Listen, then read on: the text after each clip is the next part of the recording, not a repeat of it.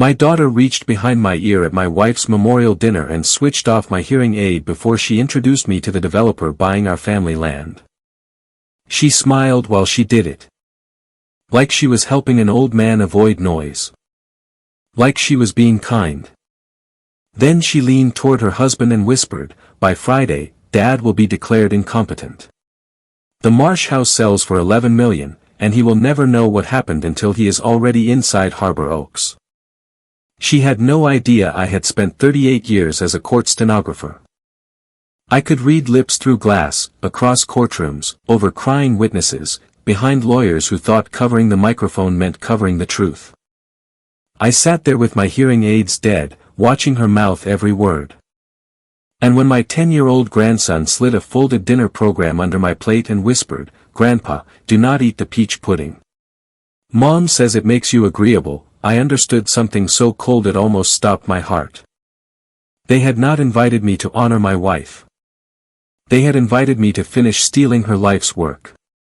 Before this story ends, I will tell you how my own daughter tried to sell my home, my land, my name, and my mind.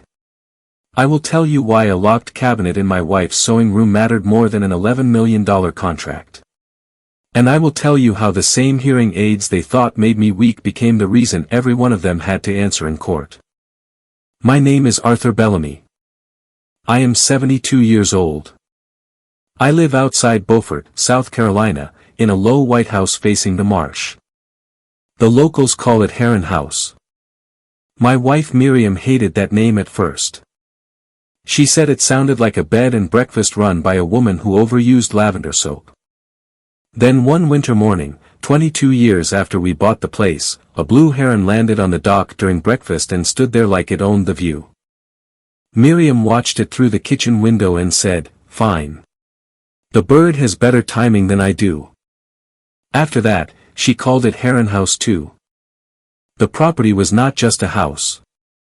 It was 14 acres of marsh edge, live oaks, oyster beds, and a thin strip of old road that flooded whenever the moon and rain got too friendly with each other. Developers had wanted it for decades. They saw luxury cottages, private boat slips, a spa with a name like Salt and Silence.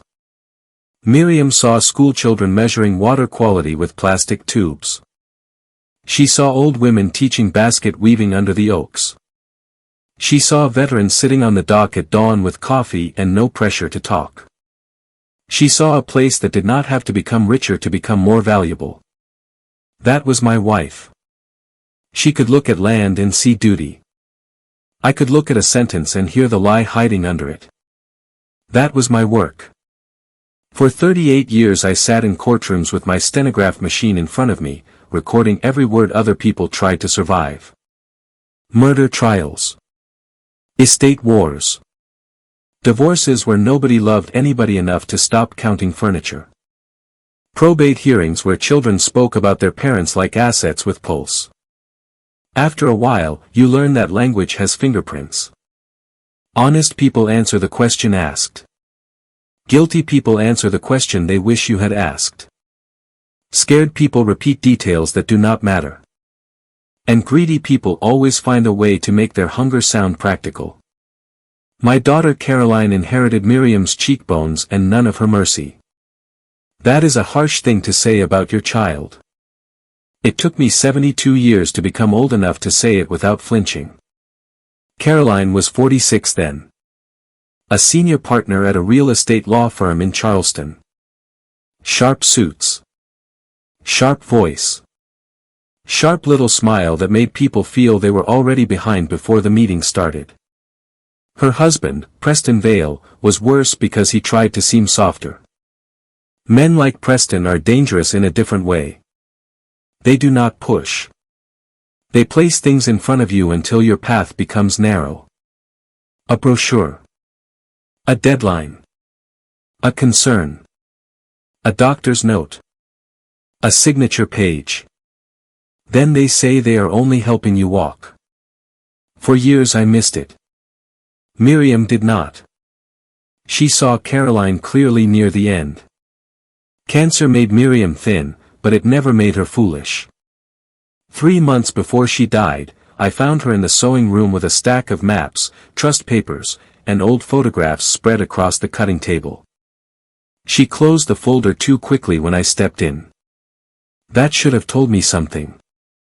But I was a coward in the specific way grief makes good people cowardly.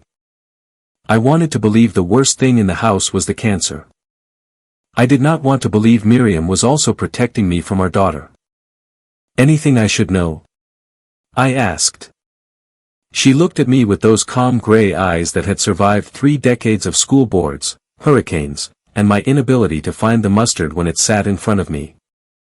Not yet, she said. Not yet. I hear those words now the way some men hear a gunshot in memory. Back then, I nodded and let her keep her secret. That was the first mistake. The second mistake was trusting Caroline after the funeral. Miriam died in March. The marsh grass was still winter brown, and the azaleas had just started showing off like they had not heard the news. At the service, Caroline cried exactly enough. Not too much. Not too little. A careful daughter's grief. She stood by the casket and greeted people with both hands around theirs, thanking them for loving her mother. Preston stayed beside her, one palm resting between her shoulders, the picture of steady support. My grandson Jonah stood near me. 10 years old. Thin wrists. Dark hair that always fell into his eyes. He wore a navy jacket and kept rubbing the cuff like it scratched. Miriam had adored him.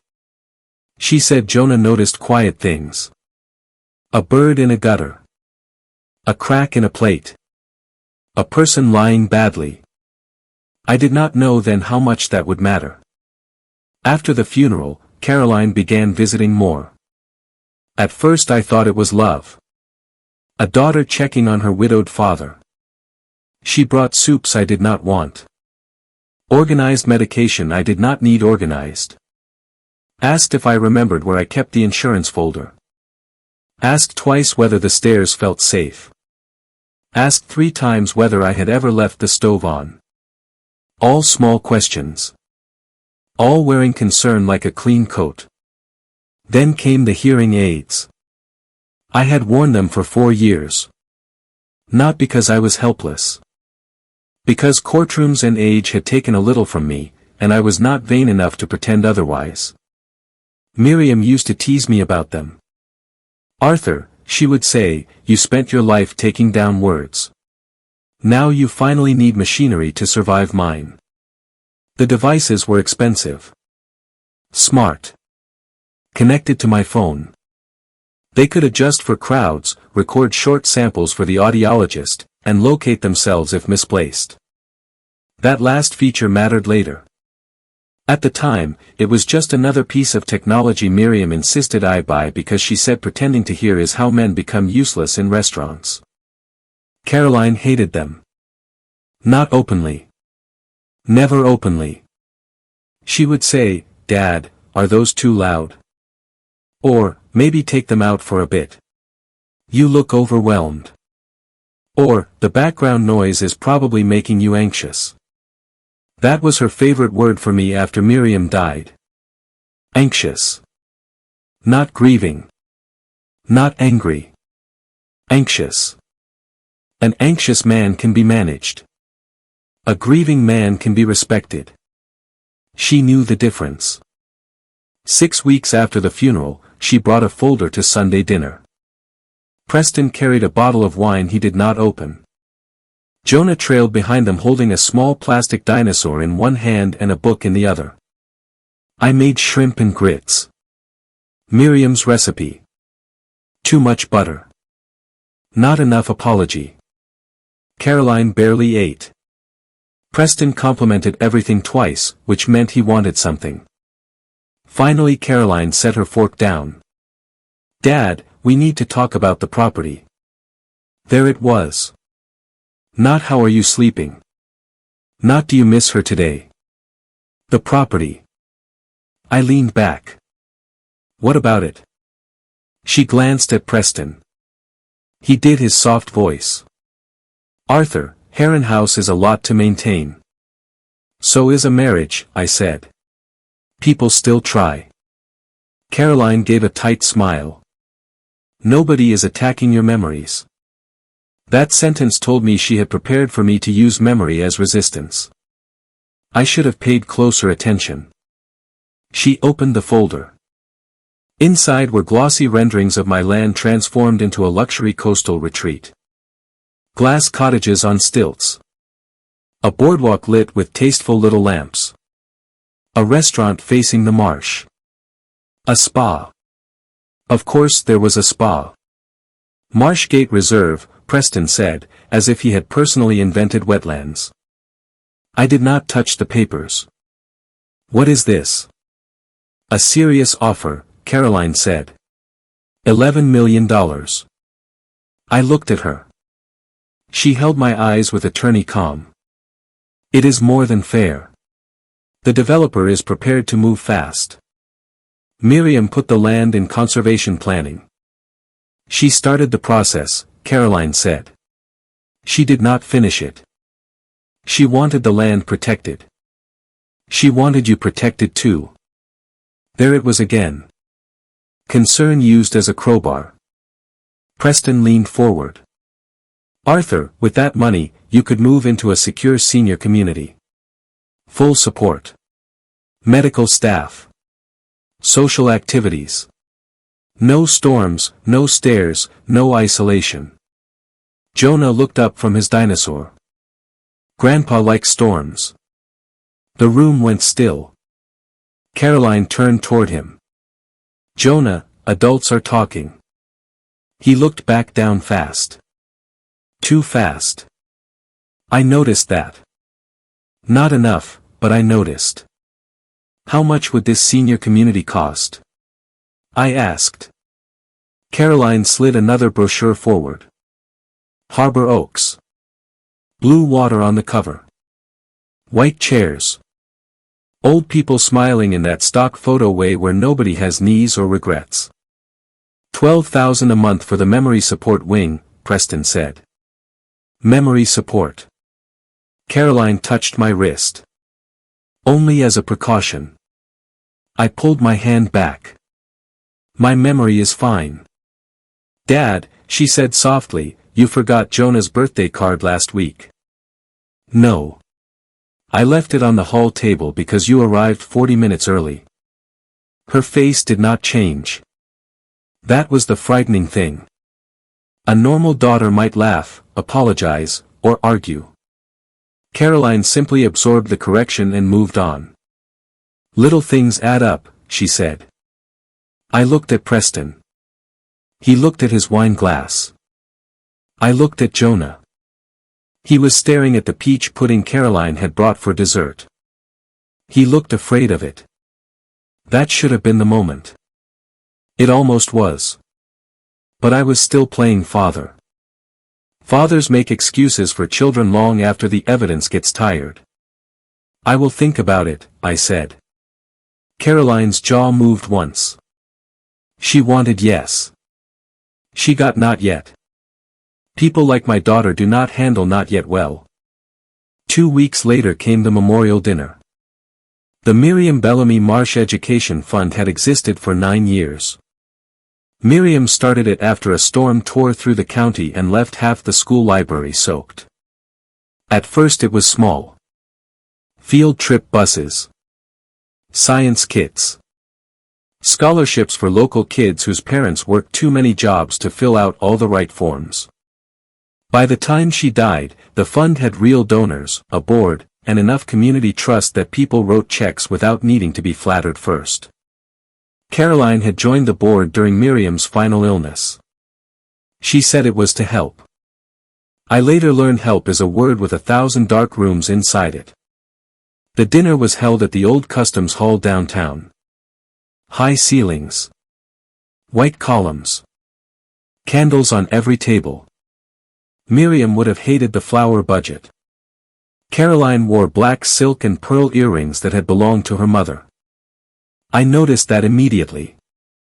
Miriam had promised those pearls to Jonah's future wife someday, if Jonah ever chose to marry and if the woman had the good sense to enjoy oysters and bad weather. Caroline wearing them felt like a small theft before I knew about the larger ones. Preston guided me through the room with one hand near my elbow. Not touching. Just available. That is how he worked. Always near enough to control, far enough to deny. People greeted me warmly. Donors. Teachers. Former students. A few judges I had worked beside for decades. They asked how I was holding up. I gave the usual lies. One foot in front of the other. She would want me here. Taking it day by day. Grief makes everyone speak in phrases nobody would write on purpose.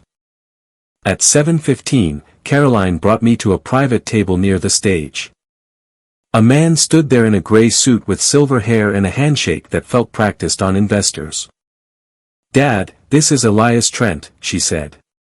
"He is very interested in preserving Miriam's vision. Developers always preserve your vision right up until the permit clears." Elias smiled. "Mr. Bellamy, your wife was extraordinary. The region owes her a great debt." I nodded. She would prefer the region repay that debt by leaving the marsh alone. His smile flickered. Caroline laughed too quickly. Dad still has his dry humor. Then she reached behind my right ear. "Let me adjust this. The speakers are squealing." I felt her finger press the tiny control. The room dropped into muffled silence. My hearing aid was off. Then she did the left. The world narrowed. Candles moved without sound. Mouths opened and closed across the room like fish behind glass. Caroline patted my shoulder. "Better?" she asked loudly. I looked at her mouth. "Better." I nodded. She smiled. And for the first time in my life, I saw my daughter relax because she believed I could not hear her. That was her mistake. Court reporters learn to listen with more than ears. When a witness turns from the microphone, you watch the jaw. When a lawyer whispers to co-counsel, you catch the shapes. When a grieving widow mouths something before saying the polite version out loud, you learn the difference. I was never perfect. No lip reader is. But Caroline did not whisper with caution. She whispered with contempt. And contempt moves clearly. She turned toward Preston. "By Friday, Dad will be declared incompetent. The Marsh House sells for $11 million, and he will never know what happened until he is already inside Harbor Oaks." Preston's mouth formed the next words. "Lowell signed the report." Caroline nodded. "Already done. Mild cognitive decline, paranoia, unsafe isolation. We file emergency conservatorship Monday if he does not sign tomorrow." Elias Trent looked toward me, then back to them. His mouth moved more carefully, but I caught enough. "No delays. My investors need clean title before July." Caroline said, "You will have it." My body stayed still. That is the one useful thing age in courtrooms gave me. Stillness. Inside, something old and fatherly cracked in half. Not broke. Cracked. There is a difference. Broken things fall apart. Cracked things let light in. Then Jonah appeared beside my chair. He had escaped the children's table. His face was pale. He held a folded dinner program in both hands. "Grandpa," he whispered. I turned one hearing aid on just enough to catch him. His eyes moved toward his mother. Then back to me. "Do not eat the peach pudding," he whispered. "Mom says it makes you agreeable." My hand tightened on the armrest. "What?" He looked at the dessert plate in front of me. "She puts the drops in when Preston makes the tea too. She says it helps you not argue." I did not look at Caroline. If I had, she might have seen the change in me. Instead I set my napkin over the pudding and said, "Thank you, buddy." He swallowed. There is a blue folder in Grandma's sewing room. Behind the quilt cabinet. She said if adults start lying about your mind, I should tell you blue folder. Then he walked away before I could ask another question. I watched him cross the room. A child moving too carefully through a room full of adults. That is when I stopped being confused. I was not an old man being protected. I was the last obstacle. The rest of the dinner passed in fragments. Caroline gave a speech about Miriam's legacy. I read most of it from the shape of her mouth because I kept my hearing aids low. She used words like stewardship, dignity, care, continuity. Greedy people love public virtue. It gives them shade. When the applause came, I clapped too. Not because I believed her. Because war sometimes begins with manners. At the end of the night, Preston tried to guide me to the car. I let him. Caroline kissed my cheek and told me she would come by in the morning with documents. I watched her mouth say documents. I smiled like a tired father. I will be ready, I said. She thought I meant ready to sign. I meant something else. By 10:30 that night, I was home. I locked the doors. Turned on every light on the first floor. Then I walked to Miriam's sewing room. The room still smelled faintly of cedar, starch, and the peppermint tea she drank when she was pretending not to be in pain. Quilts hung along one wall. Old patterns. New patterns. Half-finished squares pinned to cork boards. Miriam believed fabric remembered hands. I used to laugh at that. That night I understood. Every shelf held something she had touched. Thread in glass jars. Scissors tied with red ribbon so I would stop stealing them. A tin of buttons from her mother. A photo of Caroline at 7, missing 2 front teeth, sitting under the cutting table with a cookie in each hand. I stood there too long. Then I moved the quilt cabinet. It was heavier than I expected. Behind it, taped to the back panel, was a blue folder. Not hidden well from thieves. Hidden well from people who never look behind what women build. I carried it to the cutting table and opened it. Inside was a letter in Miriam's handwriting. Arthur, if you are reading this, Caroline has started using your hearing against you. I had to sit down. The first line alone told me Miriam had seen more than I ever did. The letter continued. I hope I am wrong. I hope our daughter remembers herself before money finishes changing her. But hope is not a plan, and you taught me that transcripts matter because memory can be bullied. So here is your transcript. Caroline and Preston have been pressuring me to release the marsh land from the education trust.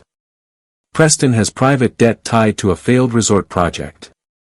Caroline moved foundation funds into accounts she did not explain clearly. I confronted her in January. She cried, then lied, then got angry when crying did not work. Dr. Lowell Kane is involved. He asked questions about your hearing, memory, medication, and grief that no real friend would ask. He is not evaluating you. He is preparing language. I changed the trust. If Caroline attempts conservatorship, coerces your signature, medicates you without consent, or tries to sell Heron House within 3 years of my death, her interest in the property and foundation is revoked. Control passes to you and, after you, to Jonah, with Judge Lillian Porter as trust protector. Arthur, do not argue with them first. Record. Document. Make them trust your silence. They always underestimated quiet people. I never did. I love you. Miriam. My hands shook so badly I had to put the letter down. Not because I was surprised she had protected me.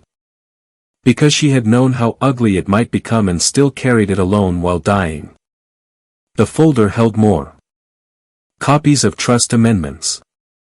Bank notes. A list of foundation transfers with question marks beside them. Names. Dates. A small flash drive taped inside an envelope. And one page written in Miriam's block letters. People to call before Caroline knows you know. Judge Lillian Porter. Retired, but dangerous. Renee Miles, audiologist. Trust her with the hearing aids. Malcolm Devereaux, investigator. Expensive, but honest. Alma Finch, caretaker. She sees more from the garden than Caroline sees from the table.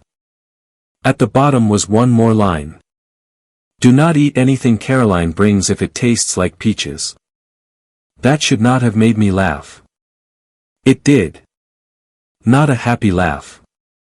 A laugh because grief and terror had collided so hard that my body chose the wrong noise. I called Lillian first. She answered on the second ring. Arthur, she said. I wondered when the blue folder would come out. You knew. I signed the trust protector documents. Miriam did not tell me. She was protecting your heart until your head was needed. That sounded exactly like my wife. I told Lillian about the dinner. The hearing aids. The lip reading. The pudding. The $11 million sale. Lowell's report. By the time I finished, the line was quiet. Then Lillian said, do not sign a thing. Do not confront them tomorrow. Smile. Let them reveal the next layer. I want to call the police. With what? My daughter just talked about stealing my life. You read lips across a dinner table after she turned off your hearing aids. Powerful to you. Fragile in court. We need recordings. Bank records. Medical proof. Chain of custody. Your wife knew that. Follow her plan. I hated that she was right. Truth without structure is just pain. Structure is what makes truth dangerous. At midnight, I called Renee Miles and left a message. At 12:14, she called back. Miriam had chosen well. Renee was the kind of woman who sounded awake even when she clearly was not. I explained enough. She said, bring the hearing aids to my office at 7 tomorrow morning. Use the side entrance. Do not connect them to your home Wi-Fi again. Why? Because if someone has app access, they can change settings remotely. The room tilted a little. Can they turn them off? Yes. Can they make it look like I am misusing them? Yes. Can they record usage patterns? A pause. Yes. Caroline had not just turned off my hearing aids at dinner. She may have been controlling them for weeks. Making rooms too loud. Making voices disappear. Making me ask people to repeat themselves. Creating evidence. I looked toward the kitchen, where her soups had sat in my refrigerator more than once. The house felt different now. Not haunted. Entered. At 7 the next morning, Renee examined the hearing aids under a magnifying lamp while I sat in her back office drinking coffee strong enough to qualify as punishment. She did not speak for 20 minutes. That worried me. People who know what they are doing get quiet when the facts become worse than expected. Finally she looked up. Arthur, someone added Caroline as a secondary caregiver profile 4 months ago. My wife was alive then. Yes. But the approval came through your device password, not mine. Whoever did it had your phone unlocked. Caroline had borrowed my phone in January to send herself an old family photo. I remembered because Miriam had looked at me afterward and said, change your password. I had not. Another small failure joining the line. Renee continued. She has adjusted your directional microphones 47 times. She lowered speech clarity during family visits. She increased background noise filters at public events. She turned both devices off remotely twice. And last night she disabled local user control for 11 minutes. Can you prove that? She turned the monitor toward me. Time stamps. Device IDs. Settings logs. A perfect little technical transcript of my daughter manufacturing weakness. Yes, Renee said. I can prove it. Then she did something better. She removed Caroline's access, cloned the data, and installed a protected recording protocol that saved audio when either device was manually disabled. If she touches them again, Renee said, we will know. If they talk near you after shutting them off, we may capture enough to matter. She will come this morning with documents. Then wear them. Let her think nothing changed. At 9, I was home. At 10, Caroline arrived. Preston came with her. So did Dr. Lowell Kane. That was when I knew the trap was already moving faster than I had understood. Lowell had been our family physician for 11 years. He sent flowers when Miriam died. He once stayed late to check Jonah's fever because Caroline was traveling. He had eaten crab stew in my kitchen. And now he stood on my porch holding a leather folder and wearing a face of clinical sorrow. Arthur, he said, we are all concerned. Concern again. Always the cleanest glove for a dirty hand. I let them in. Caroline kissed my cheek. She smelled like bergamot and legal paper. Preston gave me that careful son-in-law nod. Lowell studied me too closely. Not as a doctor. As a man checking whether his lie had taken effect. We sat in the sunroom. Miriam's favorite place. The marsh outside glittered under morning light. A heron moved near the reeds, patient as a judge. Caroline placed documents on the table. Dad, after last night, we think it is time to be practical. I almost smiled. Greedy people have no idea how often they repeat themselves. What happened last night? I asked. She glanced at Lowell. You seemed overwhelmed. Confused by the noise. You removed yourself from several conversations. You turned off my hearing aids. Her face did not change. I adjusted them. The feedback was bothering you. It was not. Lowell leaned forward. Arthur, sensory confusion can feel like external interference when the brain is under stress. There it was. The sentence he had brought. Not a response. A frame. I let silence sit. Preston hated silence first. These documents are simple, he said. Temporary authority.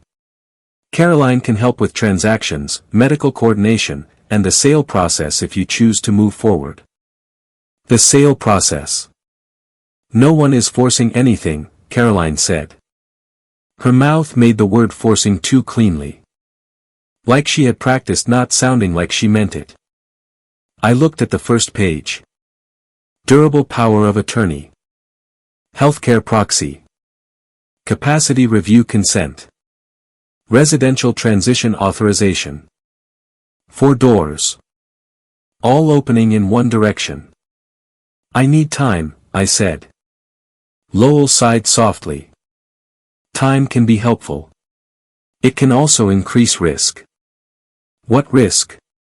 He looked at Caroline. She lowered her eyes. Performance.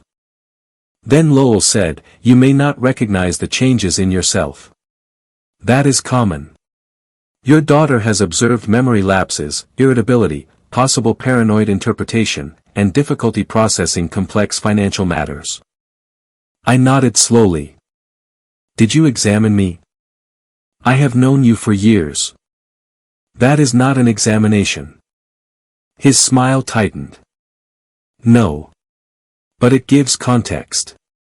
Context is what people use when they do not have facts. For the first time, Caroline's face cracked. Only a little. But enough. Dad, she said, please do not turn this into a courtroom. I spent most of my life in courtrooms. They are often where people finally stop performing. Preston's hand moved under the table. A text, maybe. Or just nerves. Lowell closed his folder. I recommend we pause. Pushing him now may increase resistance. Him. Not Arthur. Not your father. Him. I watched Caroline's mouth as she turned to Preston.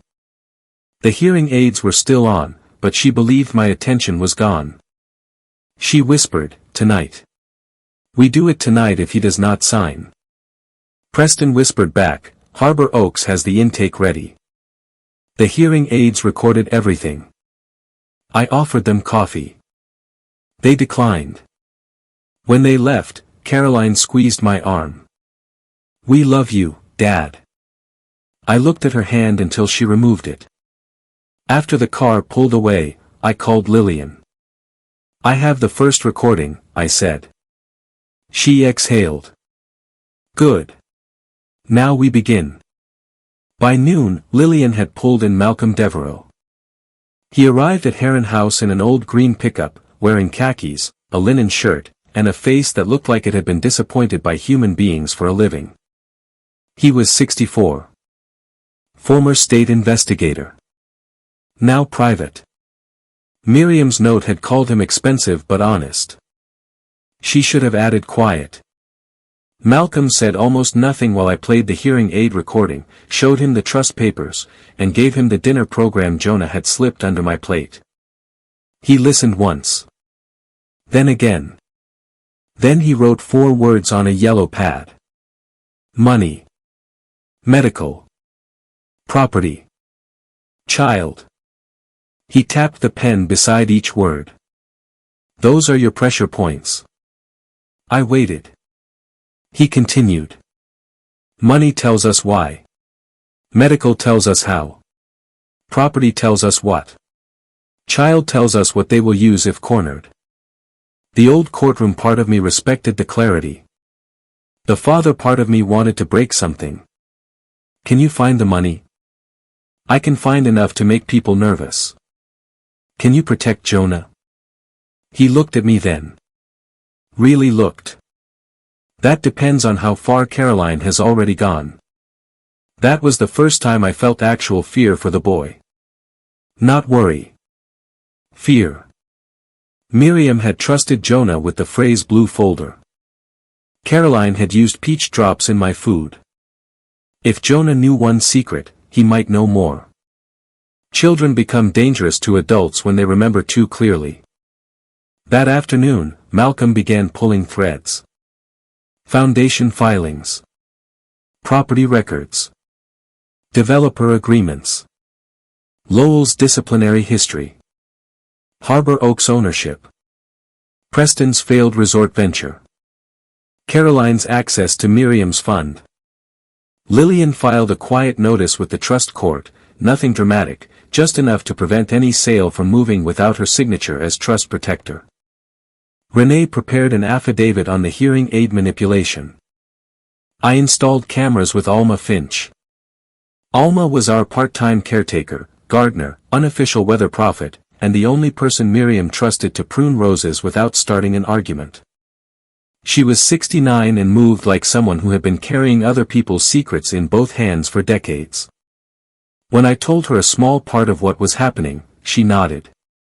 Mrs. Miriam knew the girl had gone crooked. The girl is my daughter.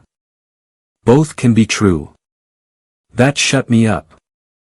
Alma helped place cameras in the foyer, sunroom, kitchen, garage, and sewing room. No drama. No questions she did not need answered. At one point, while checking a hallway angle, she said, "Preston came in here last Tuesday when you were at the dentist." I turned. What? He used the side key. Stayed 20 minutes. Left with something under his jacket. What something? Flat. Square. Maybe a book. Maybe a folder. I went straight to the study. Miriam's estate ledger was gone. Not the copy in the blue folder. The original. The one she had maintained for years with handwritten notes about the education fund, donor restrictions, and land protection promises. Preston had stolen the record that would show what Caroline was trying to erase. That night, the camera at the side porch recorded him coming back. 2:11 in the morning. He tried the key. It no longer worked because Alma had insisted we change the locks before supper. He stood there for nearly a minute. Then he leaned toward the door and whispered something I could not hear. But the camera caught his mouth well enough. "You old bastard." I watched the footage 4 times. Not because I needed to. Because anger sometimes likes evidence the way fire likes air. Malcolm called the next morning. Preston owes $1.4 million. I sat down. To who? Private lenders tied to the failed Sea Glass Resort project. Not a bank. Not friendly. And Caroline? She moved $680,000 from the Miriam Bellamy Marsh Education Fund into a consultant account connected to Preston's project. The room went cold. She stole from Miriam's fund. Looks that way. Can we prove it? Soon. He was not finished. Elias Trent's company offered Caroline and Preston a private success fee through an offshore entity if the Heron House sale closes before July. $1.2 million. I closed my eyes. 11 million sale. 1.2 million kickback. 680,000 stolen. 1.4 million debt. Harbor Oaks waiting. Lowell's false report. Peach drops. Hearing aid manipulation. It was not a family concern. It was machinery. And I was inside it. The next 2 weeks turned into the strangest performance of my life. I played the role they wrote for me. Tired. Confused enough to reassure them. Proud enough to be manipulated. Lonely enough to be baited. I let Caroline organize my pills, then photographed every bottle after she left. I let Preston explain contracts slowly, then gave copies to Lillian. I let Lowell ask memory questions over lunch, then repeated the entire conversation into a recorder afterward from my stenographer's memory. That skill had never left me. A transcript is not just typing. It is discipline. You learn to hold sentences in the mind until the hand catches up. At 72, I could still recall the shape of a conversation better than Caroline could lie through one. Meanwhile, Malcolm found more. Harbor Oaks was partly owned by a shell company in which Elias Trent held a hidden stake. Lowell had referred 7 other seniors there after declaring them unsafe at home. 3 had sold property below value within 6 months. 2 had family members tied to Caroline's firm. 1 had died before his appeal hearing. When Malcolm told me that last part, I stopped thinking of Lowell as a corrupt doctor. I started thinking of him as a locksmith for human cages. He did not need to steal directly. He just opened the legal door for others. At the same time, Jonah changed. Caroline still let him visit me on Saturdays because cutting me off too soon would look strange. But she watched him harder. He no longer ran into the house. He entered like someone crossing a street. Careful both ways. One Saturday, while Caroline took a call on the porch, Jonah followed me to the kitchen. I poured lemonade. He stood beside the refrigerator and whispered, "Are you mad at me?" I nearly dropped the pitcher. Why would I be mad at you? Because I told about the pudding. I crouched down slowly, because grown men towering over children sometimes make truth harder. No, buddy. You helped me. His eyes filled. Mom said if people think you are confused, you might have to go where Grandma's friend went. What friend? The lady with the red glasses. She came to our house and cried. I kept my voice steady. When was this? Before Grandma died. Mom told her she had to sign because old people make everyone tired. Old people make everyone tired. That sounded like Caroline when she had stopped pretending kindness mattered. Do you know her name? He thought. Miss Cora. That name sent Malcolm in a new direction. Cora Whitcomb. 81. Former donor to Miriam's fund. Declared incompetent the previous year by Lowell Kane. Moved to Harbor Oaks. Her waterfront cottage sold below value to a company linked to Elias Trent. Her niece had contested the decision and lost. The niece's lawyer had been Caroline. When Malcolm laid it out, Lillian used language I had never heard from a judge. Then she apologized to Miriam's portrait. Not to me. To Miriam. Because Miriam would have been furious. That discovery changed the case. It was no longer just my daughter trying to take my house. It was a pattern. A system. A line of elders turned into inventory. And my wife's fund, the one built to educate children and protect the marsh, had been used as a pass-through for people who treated old age like an unlocked account. We needed more than defense. We needed a full confession. Caroline gave us the opportunity herself. A week before the emergency petition was supposed to be filed, she invited me to a private donor reception at the restored Magnolia Theater. Her message was sweet.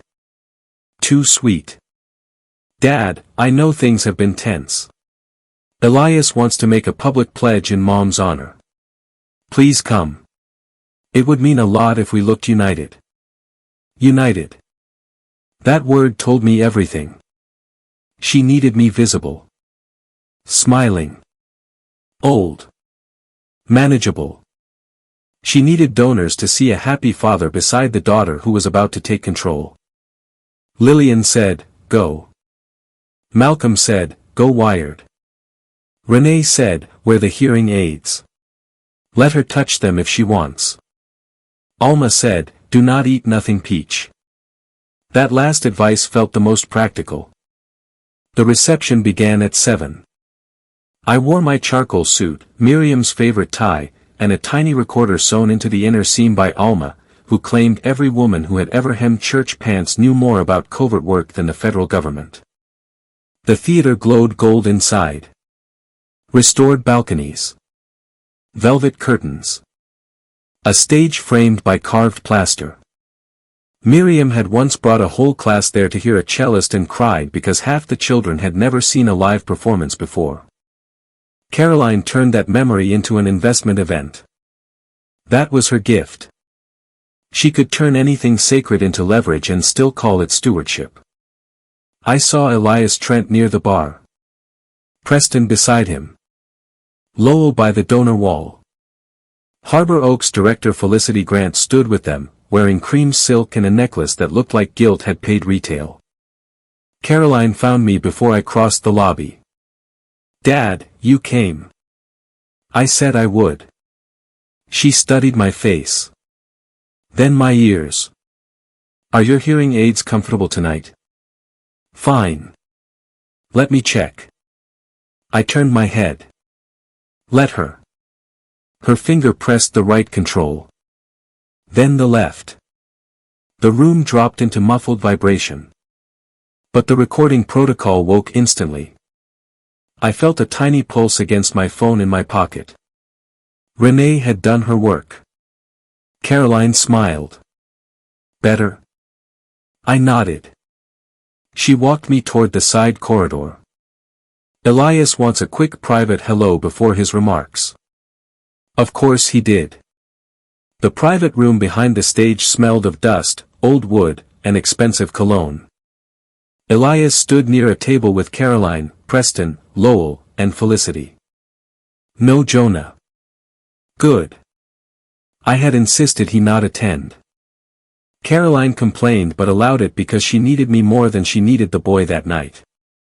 They positioned me in a chair. That detail mattered. When people plan to discuss you, they often sit you down like furniture first. Elias leaned toward Caroline. How functional is he tonight? I kept my eyes on a framed poster across the room.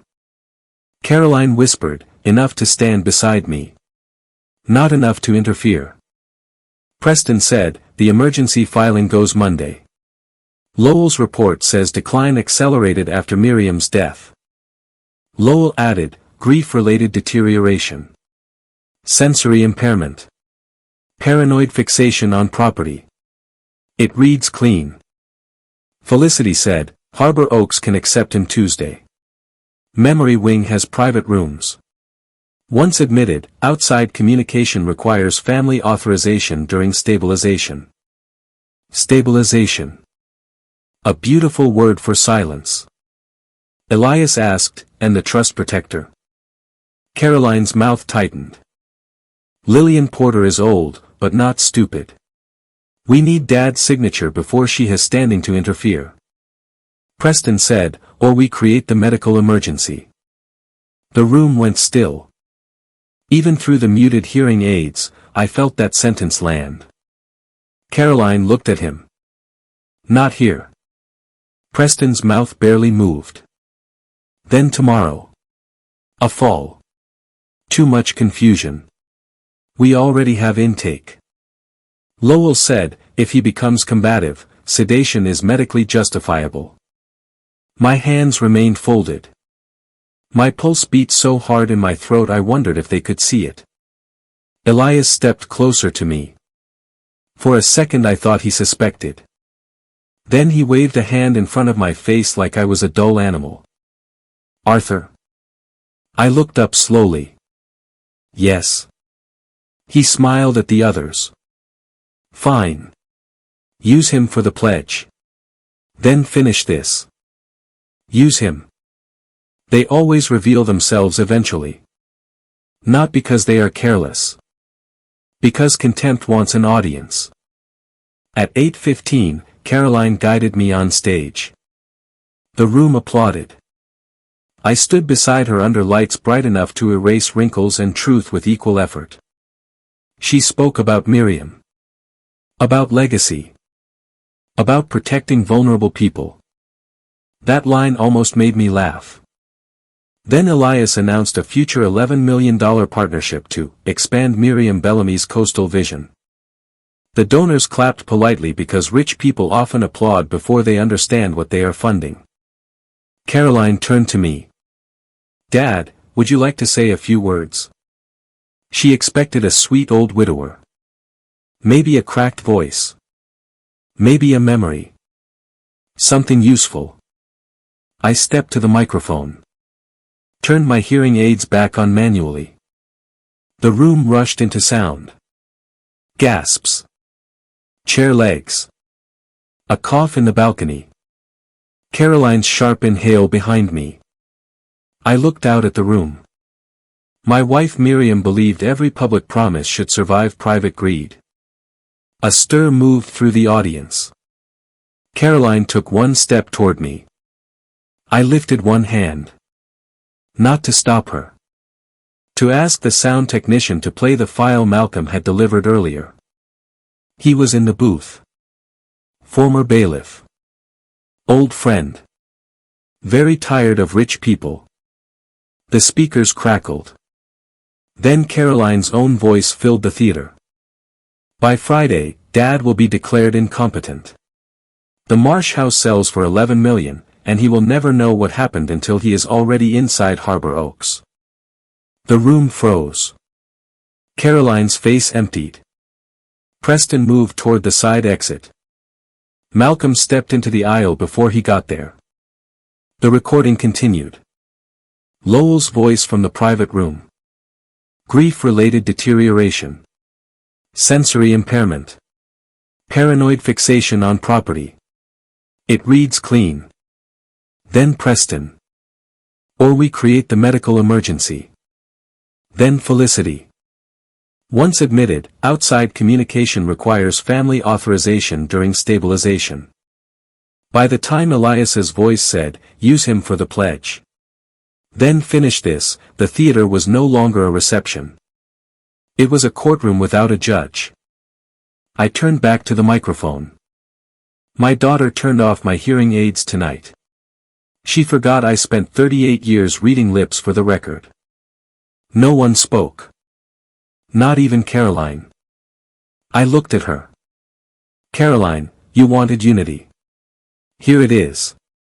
Everyone heard the same thing. That was the first part of the revenge. Not arrest. Not money. Witnesses. People like Caroline can fight private truth. Public truth has more teeth. Then the real officers entered. Detective Mara Ellison came through the rear doors with 2 uniformed officers and a warrant packet Lillian had helped prepare after the trust court accepted our emergency filing that afternoon. The public recording was not the beginning of the legal move. It was the lock clicking shut. Caroline tried to recover. She actually tried. Dad is confused, she said, turning toward the donors. This is exactly what we have been dealing with. Detective Ellison walked onto the stage. Caroline Vale, please step away from your father. Caroline looked at her like Law was a staff member refusing instructions. This is a family matter. No, Lillian said from the front row, standing slowly with a cane in one hand and enough authority in her voice to make younger lawyers sit straighter from instinct. It is not. That was the first time Caroline saw Lillian. Really saw her. Not as an old woman. As the trust protector Miriam had placed between my daughter and the marsh. Caroline's mouth opened. Nothing came out. Preston tried the side door again. Malcolm put one hand on his shoulder and said something too low to hear. Preston stopped moving. Lowell began talking about context. Doctors like Lowell always believe context can launder anything. Detective Ellison let him talk exactly long enough for the microphone near him to record more. Then she asked for his medical license number. That shut him up. The donors were whispering now. Phones out. Some filming. Some calling. Some looking at Caroline the way polite people look at rot when the floorboard finally gives. I should have felt triumphant. I did not. I felt old. Angry. Sad. And very clear. Caroline stared at me. You humiliated me. I said, no. I gave your words a room. She flinched. Good. That one was mine. Detective Ellison did not arrest everyone that night. Real life rarely moves with perfect dramatic timing. But phones were seized. Foundation accounts frozen. The Heron House sale blocked. Lowell was ordered not to contact me. Harbor Oaks received an emergency compliance notice before midnight. Elias Trent's public pledge became the worst business decision of his career. By morning, 3 local reporters had the story. By noon, every donor to Miriam's fund had questions. By 3, Caroline's firm placed her on leave. By 5, Preston's lenders knew the land sale was dead. And by sunset, Jonah called me from a number I did not recognize. His voice shook. Grandpa, Mom is really mad. Where are you? In my room. Is Preston there? Yes. Can you get to the front porch? I think so. Do that now. Keep the phone in your pocket. Do not hang up. I was already moving. So was Malcolm. So was Detective Ellison. Caroline had lost the public room. That made Jonah more dangerous to her. And cornered people reach for the smallest hostage first. I drove faster than I should have. Malcolm reached the house before me. By the time I pulled up, 2 patrol cars were there. Jonah stood on the porch wrapped in a blanket, crying without sound. Caroline stood in the doorway, furious, saying this was parental interference. Preston was in the kitchen, where officers had found a half-packed bag, Jonah's passport, and 3 burner phones. They were going to run. With the boy. That ended the last soft part of me. Not love. The soft part that still wondered if Caroline could come back from this as my daughter first and a criminal second. She had tried to take my mind, my house, my wife's work, and now my grandson. There are points in life where mercy becomes vanity. I was done being vain. Emergency custody went to Jonah's father, who had been kept at a distance by Caroline's careful stories for years, with me listed as safe family support. Caroline screamed when the order came through. Not because she loved Jonah less than herself. I think she did love him in some damaged chamber of her heart. But because control leaving her hands felt to her like theft. That is how people like her think. They can take for years and still call it violence when the taking stops. The next month was ugly in the practical way truth becomes ugly once lawyers get paid to arrange it. Search warrants. Depositions. Bank subpoenas. Medical board hearings. Foundation audits. Trust court orders. Insurance notices. Reporters leaving messages. Neighbors pretending they had always suspected something. People love to claim suspicion after risk is gone. The audit found $680,000 diverted from the education fund. Some went into Preston's failed resort debts. Some went into Caroline's private account. Some went to consulting fees connected to Elias Trent. Some paid Harbor Oaks placement retainers for elders Lowell had referred. The pattern with Cora Whitcomb and the others came into focus. Lowell diagnosed decline. Caroline or someone in her firm guided family authority. Harbor Oaks contained the elder.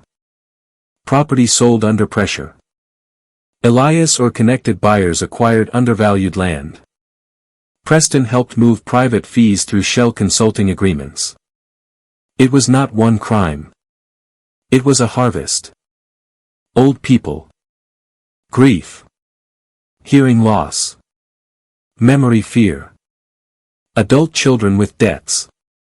Every weak place in a family became a point of entry. Miriam had sensed her own daughter stepping into that machinery. Then she built a trap out of trust law, records, and the stubborn belief that I was still sharp enough to use them. I wish I could say I never doubted pressing charges. I did. At 2 in the morning. At the kitchen sink. Holding Miriam's mug. Thinking about Caroline at 4, asleep in a laundry basket because she wanted to be a cat.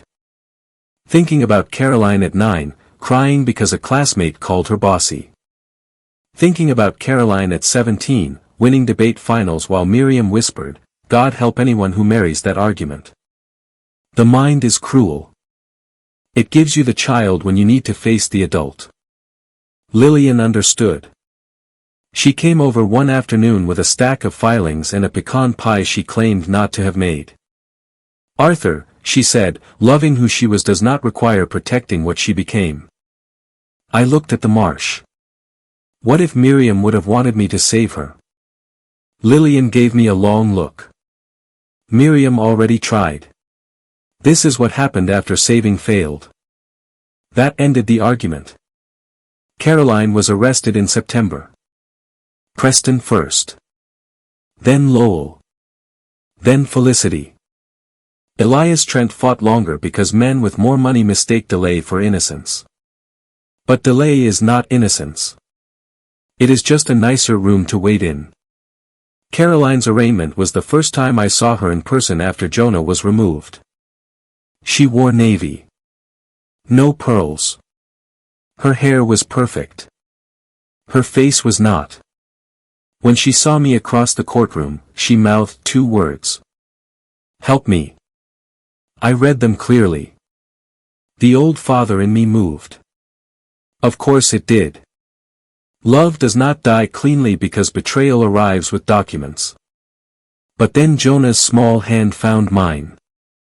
He had insisted on coming to the courthouse lobby, not inside the room. He wanted to know the building where adults told the truth. His hand was cold. I looked away from Caroline. That was my answer. The trial began 5 months later. By then the story had changed from family scandal to public corruption. Deputy District Attorney Simone Alvarez led the case. She had a voice that did not rise because it never needed to. On the first day, she told the jury, "This case is about the theft of capacity." The defendants did not merely seek money. They sought to convert age, grief, and disability into legal control. Theft of capacity. That phrase went through me like weather. Because that was exactly it. They had not just wanted the house. They wanted the right to decide whether I was still a person standing in their way. The evidence came in layers. Renee testified about the hearing aid logs. 47 remote adjustments. Disabled user control. Speech clarity reduced during family visits. A caregiver profile Caroline had no permission to create. The defense tried to make it sound like assistance. Renee let them. Then she said, "Assistance improves access. These adjustments reduced it." Simple. Clean. Deadly. Malcolm testified about money. Foundation transfers. Shell accounts. Preston's debt. Elias's success fee. Harbor Oak's referral structures. He made fraud sound boring, which somehow made it worse. Boring fraud is harder to dismiss. It does not look like one dramatic theft. It looks like people treating evil as paperwork. Alma testified about Preston entering the house and leaving with Miriam's ledger. The defense tried to shake her. Asked if her eyesight was perfect. She said, "Perfect? No. Good enough to see a thief use a side door." Yes. The jury liked her. I liked her more than ever. Jonah did not testify in open court. Simone would not allow it unless necessary. His recorded forensic interview was enough. I listened from the gallery as his small voice said, "Mom told me Grandpa's ears made him easy to help. But Grandma said Grandpa's ears were not the part people should worry about." Miriam again. Even gone, she had left him courage in a sentence. Then came the theater recording. The room heard Caroline's voice. Preston's. Lowell's. Felicity's. Elias's. Use him for the pledge. Then finish this. One juror closed her eyes when that line played. Another wrote something quickly. Caroline stared straight ahead. She did not look at me. Good. I did not want her performance. Lowell testified against the others after accepting a plea. He admitted he had prepared a cognitive decline report without examining me. He admitted Caroline supplied language. He admitted Harbor Oaks paid consulting bonuses for certain placements. He admitted older adults with valuable property were high-priority transitions. High-priority transitions. That phrase nearly caused a mistrial because Cora Whitcomb's niece stood up in the gallery and shouted, "You mean people?" I did not blame her.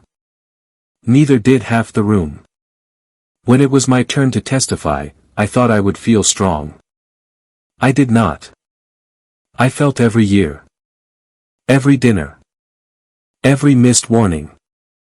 Every time Miriam had looked at Caroline a little too long and I had chosen peace over attention. Simone asked me about my hearing. I explained the aids. The manipulation. The lip reading. My years as a stenographer. The dinner. The pudding. The blue folder. Miriam's letter. At one point, Simone handed me the letter and asked if I could read the first line. I did. "Arthur, if you are reading this, Caroline has started using your hearing against you." My voice broke on hearing. Only once. I recovered. Caroline finally looked at me then. For a second, she looked like my daughter. Not the lawyer. Not the strategist. The girl who once hid under the table with cookies. Then the moment passed. Her face hardened. She had chosen her version of herself long ago. I was done choosing for her. Her attorney tried to make me look vengeful. "Mr. Bellamy, is it possible you resented your daughter for discussing assisted living?" "Yes." That surprised him. I continued. "I resent anyone who discusses my future as if I am not in the room." A few jurors looked down. The attorney tried again. "You publicly humiliated her at a memorial event." "No. I publicly played what she privately said." He paused. "That was revenge, was it not?" I thought about it. Really thought. Then I said, "No. Revenge would have been lying about her." I told the truth where she could not manage the lighting. The courtroom was silent after that. Truth is not always louder than lies. But sometimes it has better timing. The verdict came after 6 days. Caroline was convicted of financial exploitation, conspiracy, fraud, attempted unlawful conservatorship, and witness intimidation related to Jonah. Preston was convicted on fraud, conspiracy, burglary, and attempted coercion. Lowell lost his license and received prison time under his plea. Felicity pled guilty before verdict. Elias Trent was convicted of fraud and conspiracy tied to the property scheme. The judge ordered restitution to the Miriam Bellamy Marsh Education Fund and froze related assets. Heron House remained protected. The land could not be sold. The marsh stayed marsh. Cora Whitcomb's niece hugged me outside the courthouse and cried into my suit jacket. I barely knew her. It did not matter. Sometimes grief recognizes the same address in strangers. Caroline was sentenced 2 months later. Before sentencing, she asked to speak. I dreaded it. Not because I feared what she would say. Because I feared some part of me still wanted apology enough to mistake performance for remorse. She stood in an orange jail uniform, hair pulled back, face thinner. For once, she did not look polished. She looked human. That was dangerous. She turned toward me. Dad, I know you think I became a monster. I kept my face still. She continued. I was drowning. Preston was drowning. The fund was complicated. The property was too much. You were alone. I told myself I was making one hard decision for everyone. There it was. Still arranging herself near virtue. Still trying to stand close to concern. Then she said, but I should not have used Jonah. That was the first true sentence. Not complete. Not enough. But true. I looked at Jonah's father seated beside me. Jonah was not in court. Good. Some truths children should receive later, when their bones are stronger. The judge sentenced Caroline to prison. Not as long as I wanted in my angriest moments. Long enough to matter. Long enough for Heron House to breathe without her shadow. When they led her out, she looked back once. I lifted my hand. Not forgiveness. Not hatred. Acknowledgement. You were my daughter. You did this. Both are true. A year after the memorial dinner, we held a new gathering at Heron House. Not a gala. Miriam would have haunted me for that. A gathering. Picnic tables under the oaks. Boiled shrimp. Cornbread. Too much lemonade. Children testing marsh water with cheap plastic kits and taking it very seriously. Cora Whitcomb came in a wheelchair with her niece. Renee brought her wife. Malcolm stood near the dock pretending not to enjoy himself. Lillian sat in the shade like a retired queen. Alma supervised the food because she trusted no one with potato salad. The education fund reopened under a new board. Its first act was not glamorous. It paid for legal clinics for families facing elder exploitation. Its second act paid for hearing aid checks for seniors who could not afford them. Its third funded marsh education again, because Miriam would have insisted children still needed mud on their shoes and something alive to measure. We renamed the trust property the Miriam Bellamy Listening House. Not because of my hearing. Because no one in our family had listened soon enough. The main room became a legal aid office twice a week. The old carriage house became a classroom. The dock became exactly what Miriam wanted. A place where people could sit without being useful. Jonah helped unveil the sign. He had grown half an inch and somehow looked both older and smaller after everything. Children do that after betrayal. They age in one direction and heal in another. He pulled the cloth down and read the words out loud. The Miriam Bellamy Listening House. Then he looked at me and said, "Grandma would like that." "She would correct the spacing," I said. He smiled. "A real one. That was worth more than $11 million. Later, after most people left, Jonah and I sat on the dock. The marsh was gold in the late light. A heron stood near the reeds. Maybe the same bloodline as the first one. Maybe not.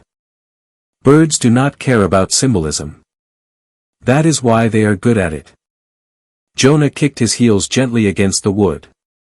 "Grandpa?" "Yeah. Did Mom love you?" There are questions children ask that deserve lies because the truth is too sharp. This was not one of them. "She did," I said. But not in a way that stopped her from hurting people. He thought about that. Is that real love?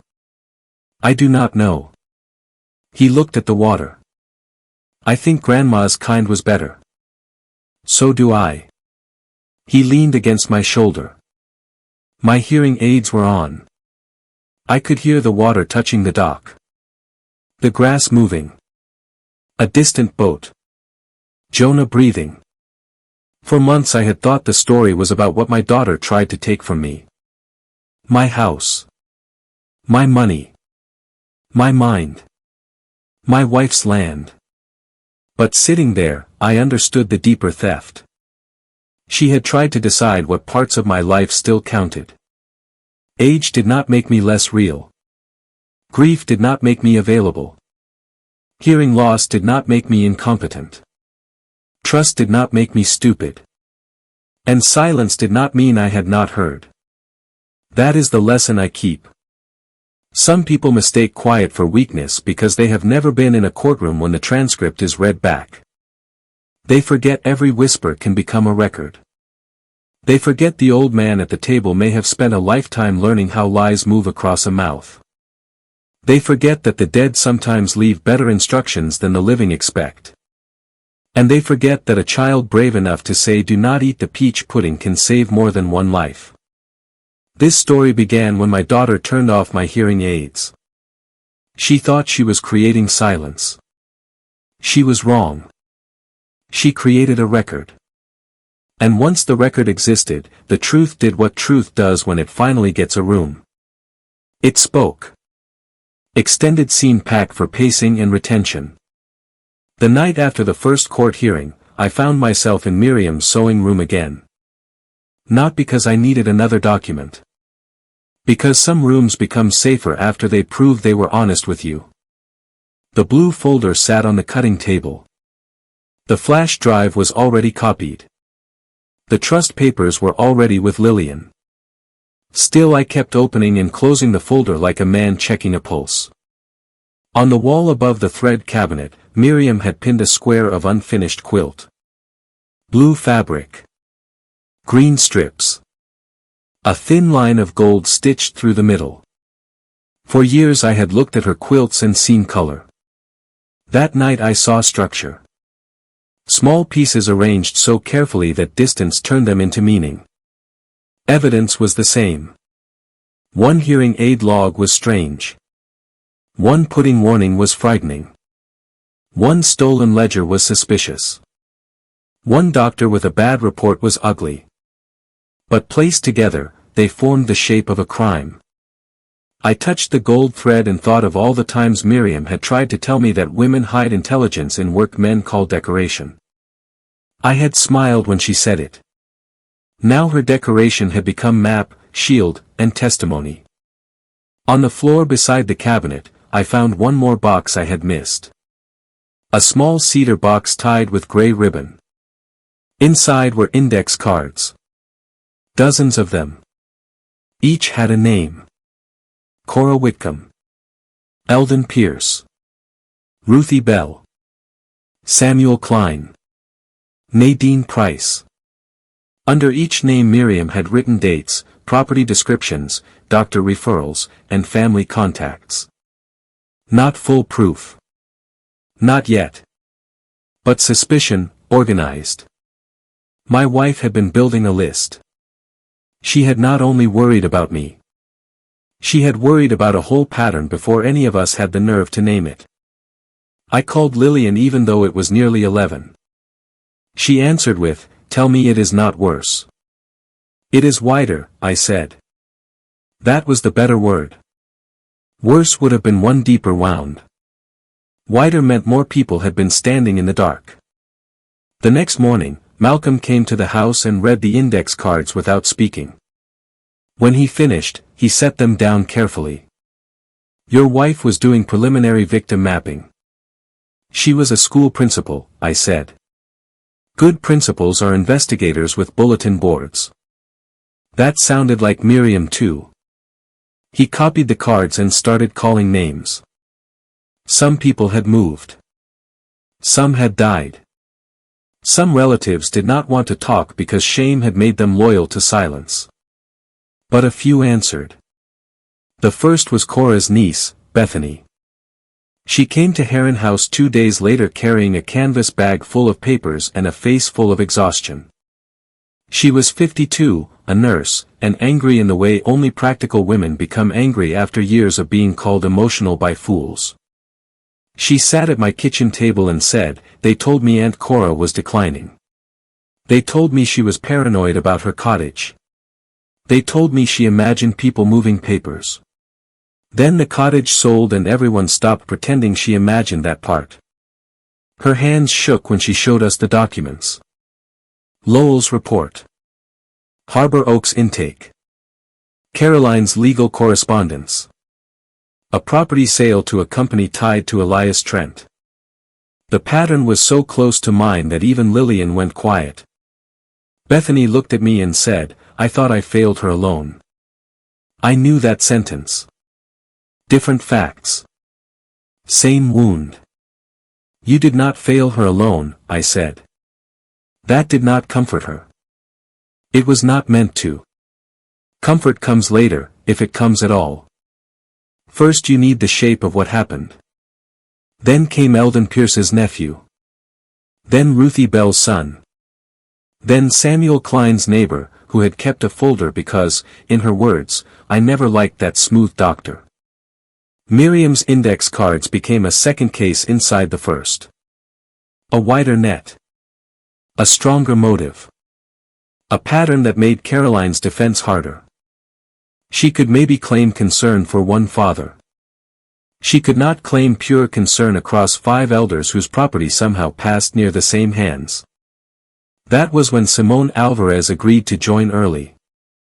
Before formal charges. Before reporters understood the shape. She came to Heron House in a dark suit and flat shoes, looked through Miriam's cards, and said, "Your wife built the skeleton. We need to add muscle." I liked her immediately. She did not waste tenderness where verbs were needed. For 3 weeks, my kitchen became a quiet command room. Not in a flashy way. No walls covered in string like television detectives. Just folders. Coffee. Phones. Printer paper. Alma bringing food and pretending it was not care. People came and went through the side door because reporters had started watching the front. Jonah drew at the far end of the table some afternoons while adults spoke in careful fragments. He drew the marsh often. He drew hearing aids once, huge and superhero-sized, with lightning coming out of them. I asked what the lightning was. "That is when they tell the truth," he said. Children understand metaphor before they can spell it. During that time, Caroline called me 17 times. I answered 3. Each call showed a different version of her. First, the daughter. "Dad, please. We need to talk without lawyers." Then, the wounded victim. "You played a private conversation in front of people who loved Mom. That was cruel." Then, the strategist. "If you keep pushing this, the press will drag Jonah through it. Is that what you want?" That last one I recorded twice. Not because the words changed. Because my feeling did. The first time, fear. The second, clarity. She was still using the boy as a wall to hide behind. I told Simone. She said, "Good." Threats involving a child often reveal control where money tries to hide motive. Legal people can say the coldest things like weather reports. They have to. If they felt everything in real time, the work would eat them alive. Preston disappeared for 4 days after the theater recording. Malcolm found him at a marina near Savannah trying to sell a boat that did not fully belong to him. That detail amused Alma so much she burned biscuits for the first time in 20 years. "A man who cannot own his own boat should not steal a marsh," she said. Preston came back because his lenders found him before police did. After that, he became useful. Not brave. Useful. People like Preston do not confess from conscience. They confess from gravity. Once the weight above them becomes heavier than the loyalty beside them, they drop. His attorney approached Simone with an offer. Preston would testify against Caroline, Lowell, Felicity, and Elias in exchange for a reduced sentence. When I heard that, my first feeling was disgust. My second was satisfaction. My third was grief. Because even their marriage ended as transaction. Miriam would have hated that most. Not that they betrayed me. That they betrayed even their own bad love when math changed. Preston's statement filled in the missing parts.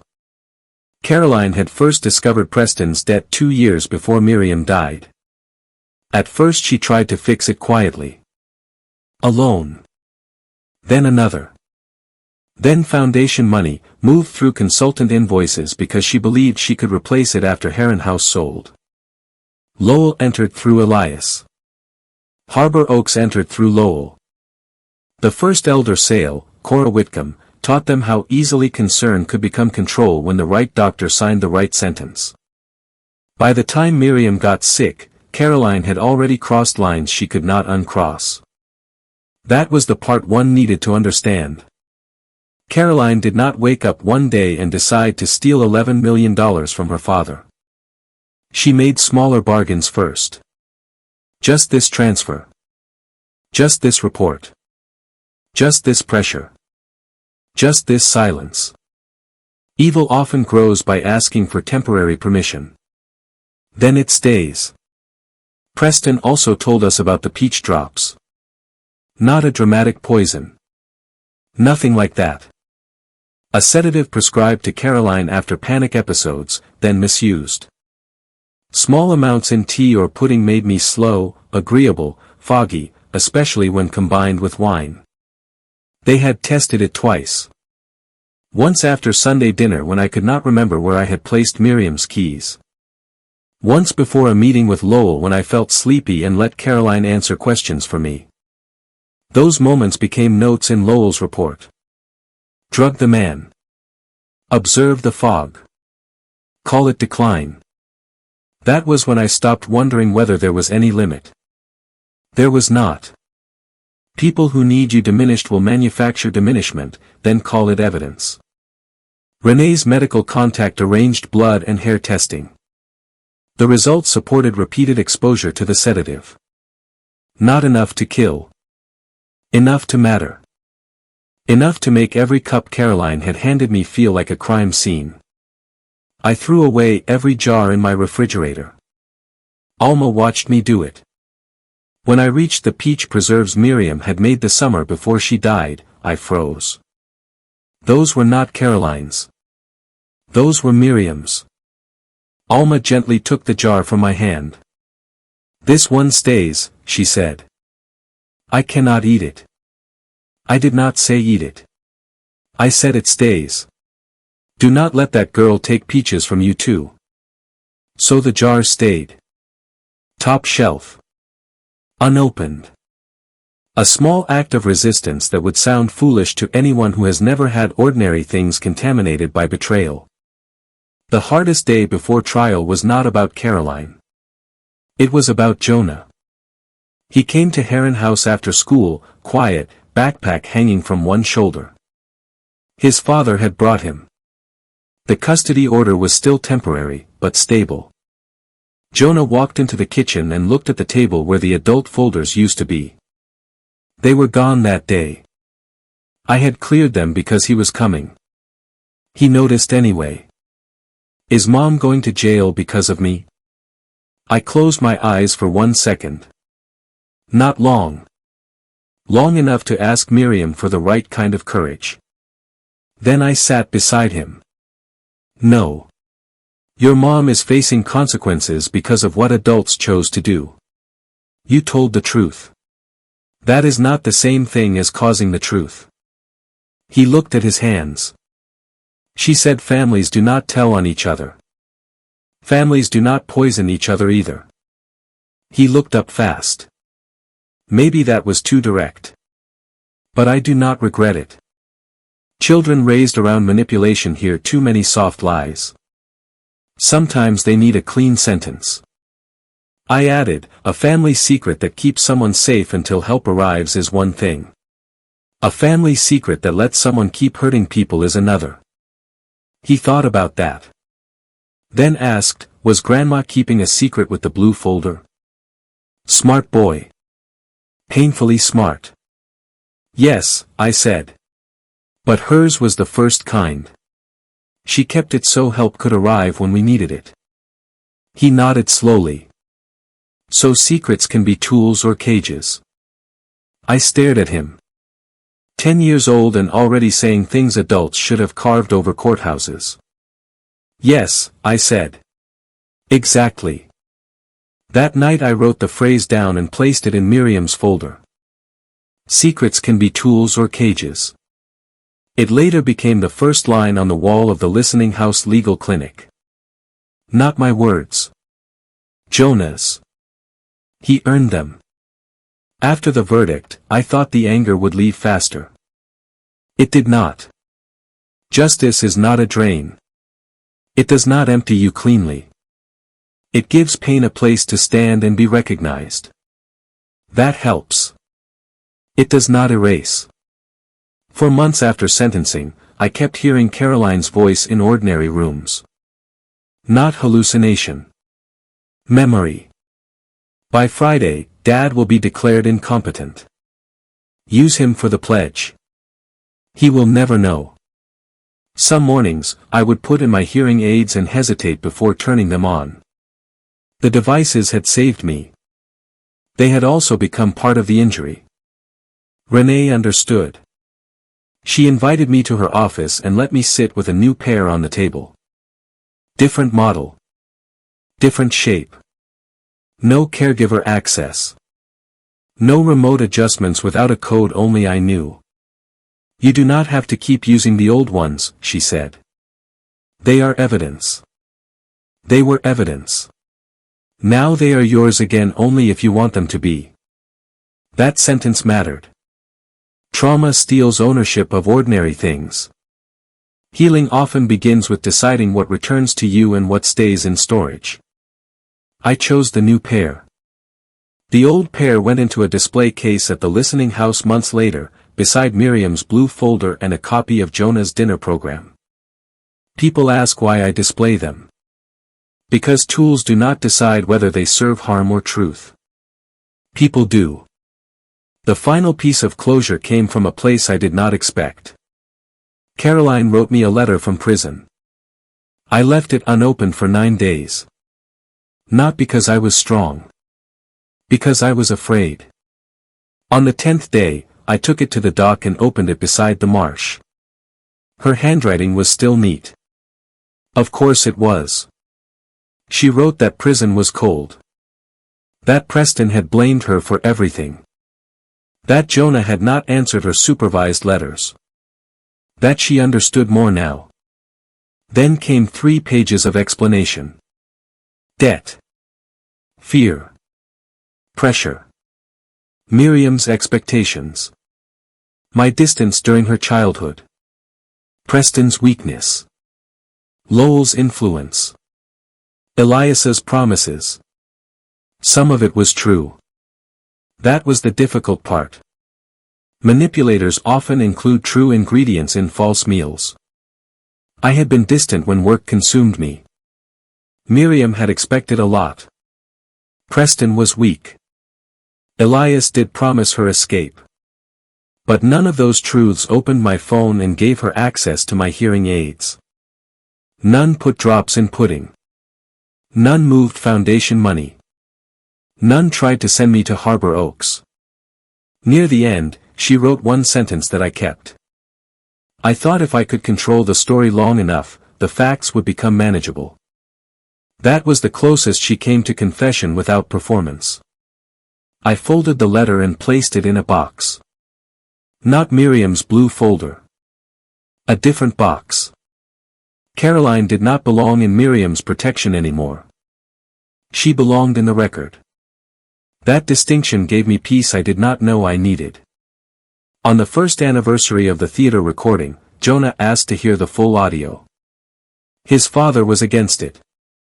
I was unsure. Renee said no. Lillian said maybe later. Alma said, that boy already heard enough adults lying. Do not make him listen to all of them at once. Alma won. Instead, we showed Jonah the public sign, the legal clinic, the classroom, the dock, and the wall where his words were painted. Secrets can be tools or cages. He stood in front of it for a long time. Then he said, can we add one more line someday? What line? He thought. Tell early. So we added it. Small letters underneath. Tell early. That may be the cleanest advice this whole mess produced. Tell early. Before the concern becomes paperwork. Before the paperwork becomes control.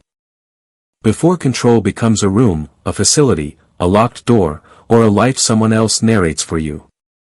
Tell early. And listen when a child does. The last scene I keep is not the verdict. Not Caroline being led away. Not the theater gasping when her voice came through the speakers. It is a smaller one. A humid evening in June.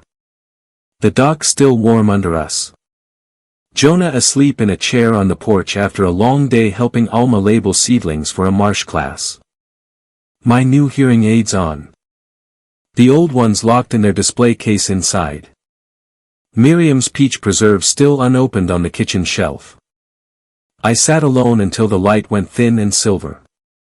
Then a blue heron landed at the end of the dock. It stood there, still and severe, as if reviewing the property for compliance. I laughed quietly. She sent you? I asked.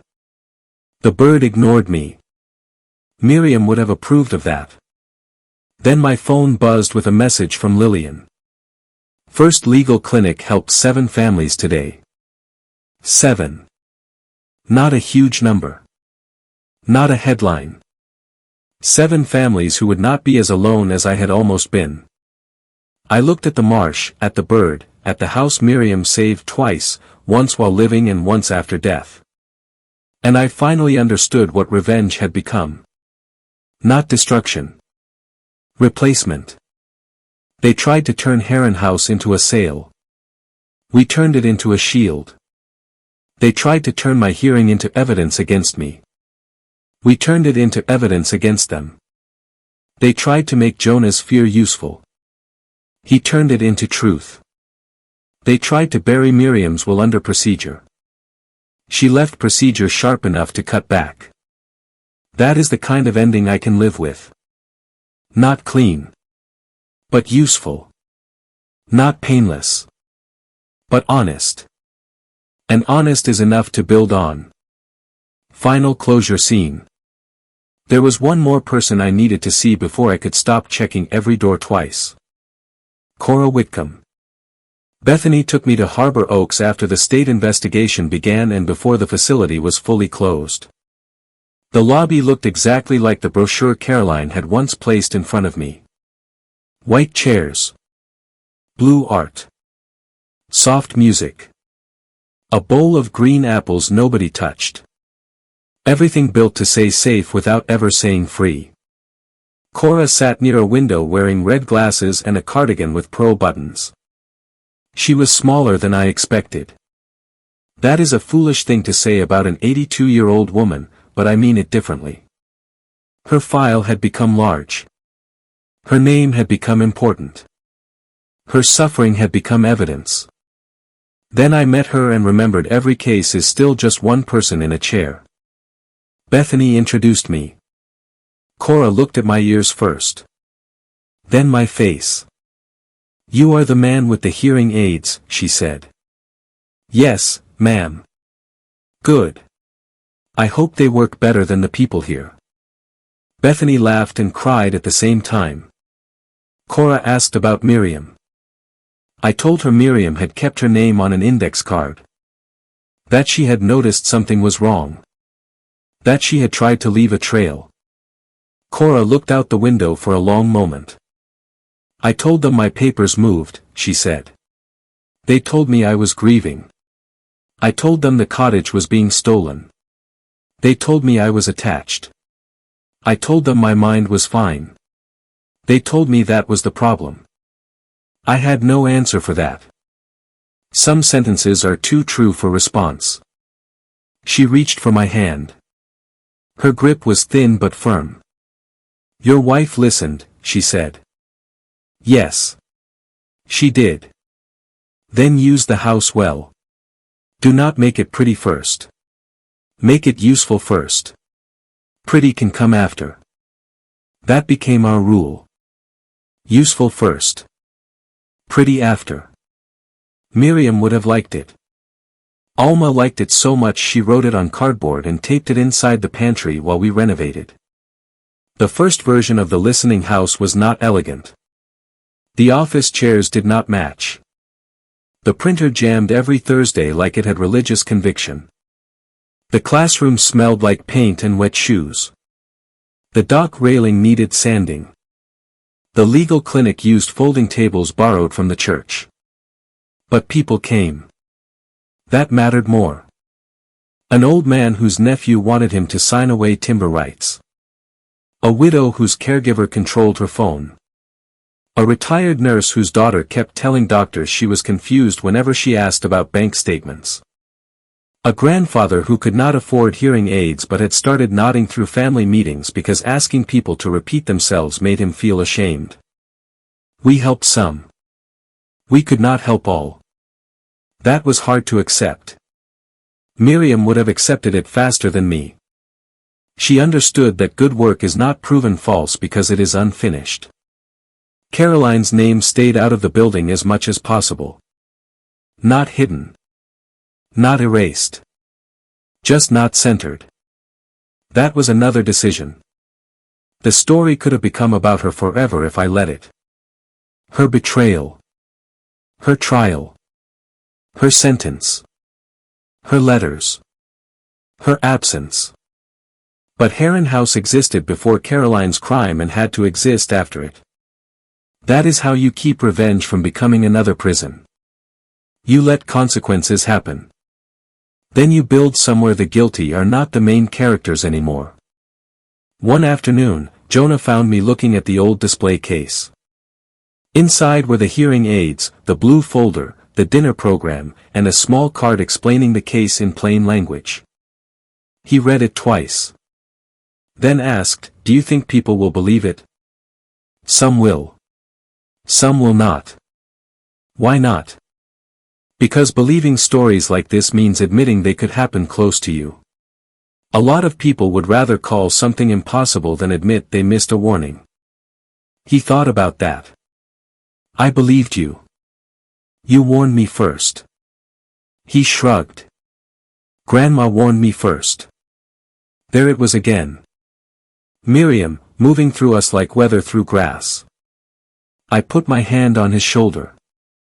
Then she saved us both. Jonah looked at the hearing aids in the case. No, he said. She started it. You finished it. I wanted to argue. I did not. Sometimes children give you mercy and your only job is not to ruin it. That night, I finally opened the peach preserves. Alma watched from the kitchen doorway like a priest supervising a dangerous ritual. I twisted the lid. It stuck. Of course it stuck. Miriam had sealed jars like she expected them to survive floods, wars, and my weak grip. Alma took it from me, opened it in one turn, and handed it back without comment. I spread a little on toast. Just a little. Then I ate it standing at the counter. It tasted like summer. Not fear. Not Caroline. Summer. That was when I knew ordinary things could return. Not all at once. Not because court said so. But one jar. One doc.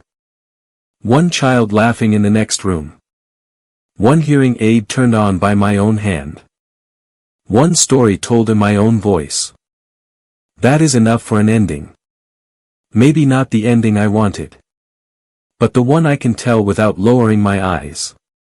Additional scenes for a longer final version.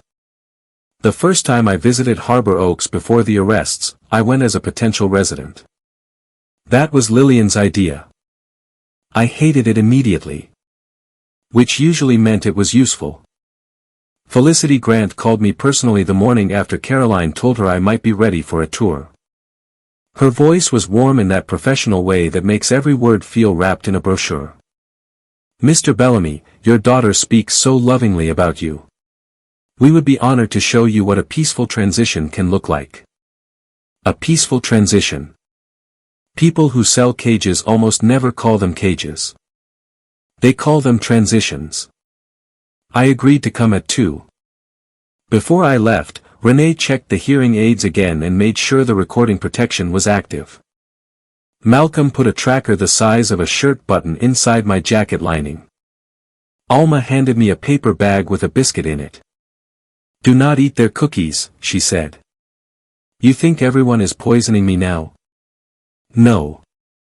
I think you are finally old enough to stop trusting snacks from enemies. Hard to argue with that. Harbor Oak sat behind a black iron gate and a half-circle of manicured hedges. Too clean. Too quiet. There are places where quiet feels like rest. This did not. This felt like sound had to ask permission. Felicity met me in the lobby wearing cream silk again. She had the kind of smile that looked practiced in front of mirrors and adjusted for donor levels. Arthur, she said, using my first name too soon. Welcome. I let her take my arm. I let her guide my pace. I let her see what she wanted to see. That was the hard part. Not the acting. The humiliation of letting wicked people think they are succeeding. We toured the dining room. The garden patio. The art room. A library with books arranged by color, which told me nobody there respected books. Then we reached the memory wing. A keypad door. A soft chime. A hallway that smelled faintly of antiseptic and vanilla candles. Felicity spoke lower there. This area is for residents who need additional stability. Families find it very comforting. Do residents find it comforting? I asked. Her smile thinned. Most adjust beautifully. Most adjust. Not most thrive. Not most choose it. Most adjust. As we passed a sitting room, I saw Cora Whitcomb for the first time. I did not know her yet. Only the name from Miriam's card. She sat by the window in red glasses, hands folded over a blanket, looking at the garden like someone reading a locked door from the wrong side. Felicity followed my gaze. Sweet woman, she said. Family conflict, sadly. Sometimes relatives cannot accept decline. I looked at Cora again. Her eyes were sharp. Not the eyes of a woman lost to fog. The eyes of a woman watching the fog machine. When Felicity turned to speak with a nurse, Cora looked directly at me and tapped 2 fingers against her wrist. Twice. Then she looked at my hearing aids. Then the door. It was nothing and everything. A signal without a language. Later, Bethany told me Cora used to tap her wrist when she wanted someone to remember the time. Time mattered because paperwork had been changed. But even before I knew that, I understood this. Cora was not empty. She was waiting for someone who knew how to notice. Felicity guided me into a private office. There were flowers on the desk. No family photographs. That told me something about her. People who sell family comfort for money often keep their own walls clean. She set a packet in front of me. Just information. Nothing binding. I looked at the first page. Pre-admission consent. Communication authorization. Family representative designation. Medication review agreement. Nothing binding. For more doors with soft hinges. I let my hand tremble when I picked up the pen. Felicity noticed. Of course she did. Take your time, she said. I lowered the pen.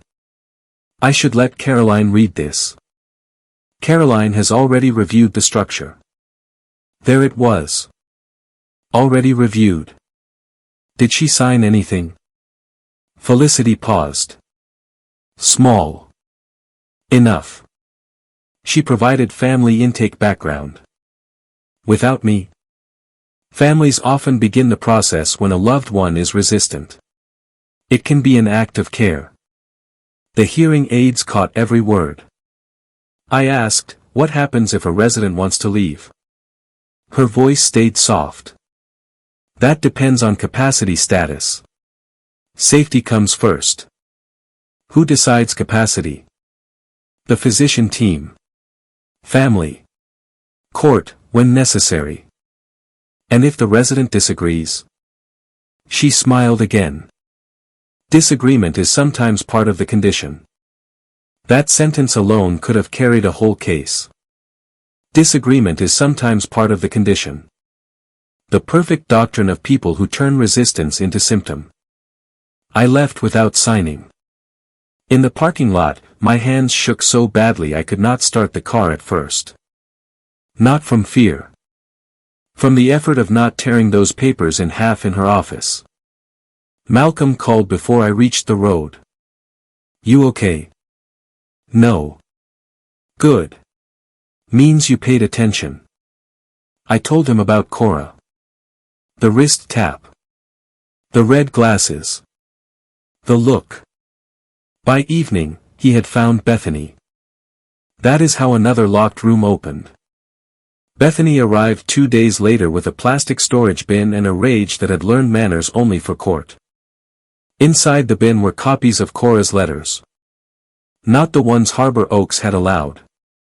The ones she had hidden in puzzle books and sent through a laundry worker whose mother knew Bethany from church. Cora wrote in tiny print because paper was rationed like privacy. They say I forget because I ask the same question. I ask the same question because they keep giving different answers. They say I imagine the cottage papers moving. I did not imagine the drawer empty. Lowell smiles before he lies. Watch his left eye. It gets lazy when he thinks he has one. That last line made Malcolm laugh once. Not because it was funny. Because it was witness quality. Cora had been documenting from inside Harbor Oaks. Not perfectly. Not legally enough by itself. But enough to show mind. Enough to show pattern. Enough to shame everyone who called her confused because she refused to stop noticing. I asked Bethany why she had not gone to police. She looked at me with tired eyes. I did. Twice. They said it sounded like a family dispute with medical complexity. Medical complexity. Another phrase built to slow justice down. That was the great advantage Lowell had. Once a doctor placed fog over a case, everyone else moved carefully. Careful can be good.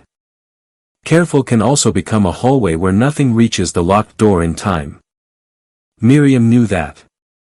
Her index cards were not just notes. They were a refusal to let fog be the final record. During the investigation, one small scene kept coming back to me. It happened years earlier, before cancer, before hearings, before Caroline turned herself into polished danger. Miriam and I were on the porch after a storm. The marsh smelled like mud and lightning. Caroline had just left after arguing with Miriam about the education fund. I thought it was normal mother-daughter tension. Miriam knew better. She sat with her tea, stirring and stirring, even though she had not added sugar. Then she said, "Caroline believes winning and being right are the same room." I said, "She is ambitious." Miriam said, "No. Ambition builds. Hunger consumes. Learn the difference." I did not. Not then. That memory hurt because it proved Miriam had been teaching me the answer before I knew the question. After the theater exposure, reporters wanted that kind of quote. They wanted color. A wife's warning. A dramatic sign. I refused. Some memories are not public property just because a crime makes them relevant. That became another lesson. Truth does not require you to hand strangers every tender thing. You can testify without letting the world walk through your bedroom. The trial prep lasted long enough that seasons changed. The marsh went from bright green to heavy gold. Mosquitoes ruled July like elected officials. Jonah learned to cast a fishing line off the dock and caught mostly weeds, which he insisted were practice fish. His father, Graham, came often. I had not trusted Graham for years because Caroline trained me not to. She called him unstable. Immature. Selfish. A weekend father. Some of that may have had edges of truth once. People are rarely innocent in divorce. But Graham showed up through the wreckage. Quietly. Consistently. He took parenting classes without being ordered. He sat through Jonah's therapy intake. He asked me what Miriam liked to cook so Jonah could still have some of her food in both houses. One evening he stood on my porch and said, "I should have fought harder when Caroline pushed me out." I looked at him. Yes. He nodded. No defense. No speech. Just yes. That was when I started trusting him. A man who can accept one clean yes about his failure has at least one door open toward decency. Caroline never accepted yes that way. She always added a hallway. Yes, but. Yes, however. Yes, if you understood. Yes, after context. Graham just said yes. So we built a strange new family arrangement out of wreckage. Graham handled school mornings. I handled Saturday marsh days. Lillian handled legal storms. Alma handled everyone who pretended not to need feeding. Jonah slowly stopped asking whether he was in trouble when adults spoke quietly. That was one of the first signs of healing. Not laughter.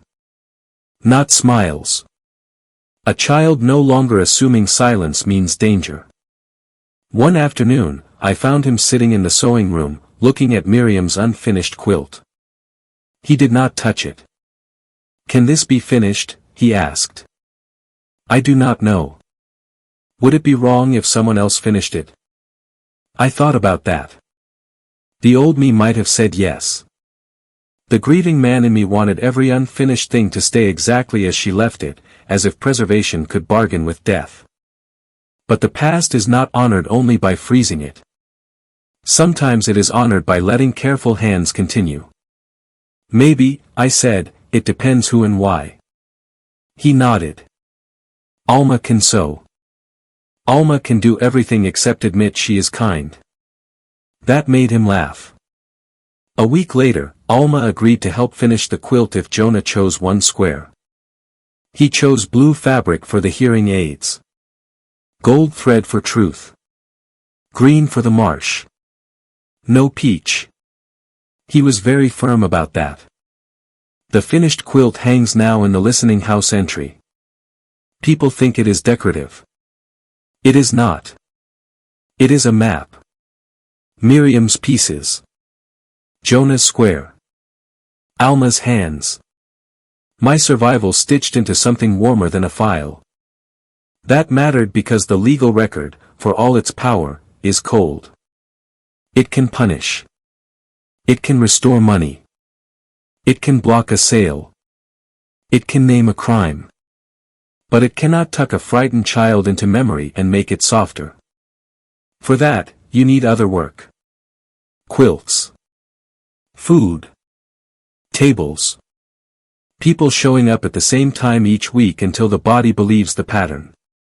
Miriam had known that too. She always knew the law was only one kind of shelter. The listening house became the other. During sentencing, Simone asked if I wanted to give a victim impact statement. I said yes. Then wrote 12 versions and hated all of them. The angry version sounded too small. The forgiving version sounded dishonest. The legal version sounded like I had swallowed a committee. Finally, the night before sentencing, I sat in the sewing room under Miriam's quilt and wrote one page. Not for the judge. For Caroline. In court, I stood and read it. Caroline, you did not only try to take Heron House. You tried to make me participate in my own disappearance. You used my hearing, my grief, my trust, and my grandson's fear as tools. You treated your mother's work as a balance sheet and my age as an opening. I loved you before you knew what money was. That love is real. So is what you did. I will not erase either truth to make this easier for you or for me. I folded the paper. Then added the only sentence I had not written down. I hope prison gives you something control never did, a room where the truth does not leave when you stop talking. Caroline cried then. Maybe from remorse. Maybe from losing. Maybe both. I no longer needed to know which. That was new freedom. Not needing to decode her anymore. For months my survival had required reading every mouth, every pause, every shift in her face. After sentencing, I could stop. Her truth was her work now. Mine was elsewhere.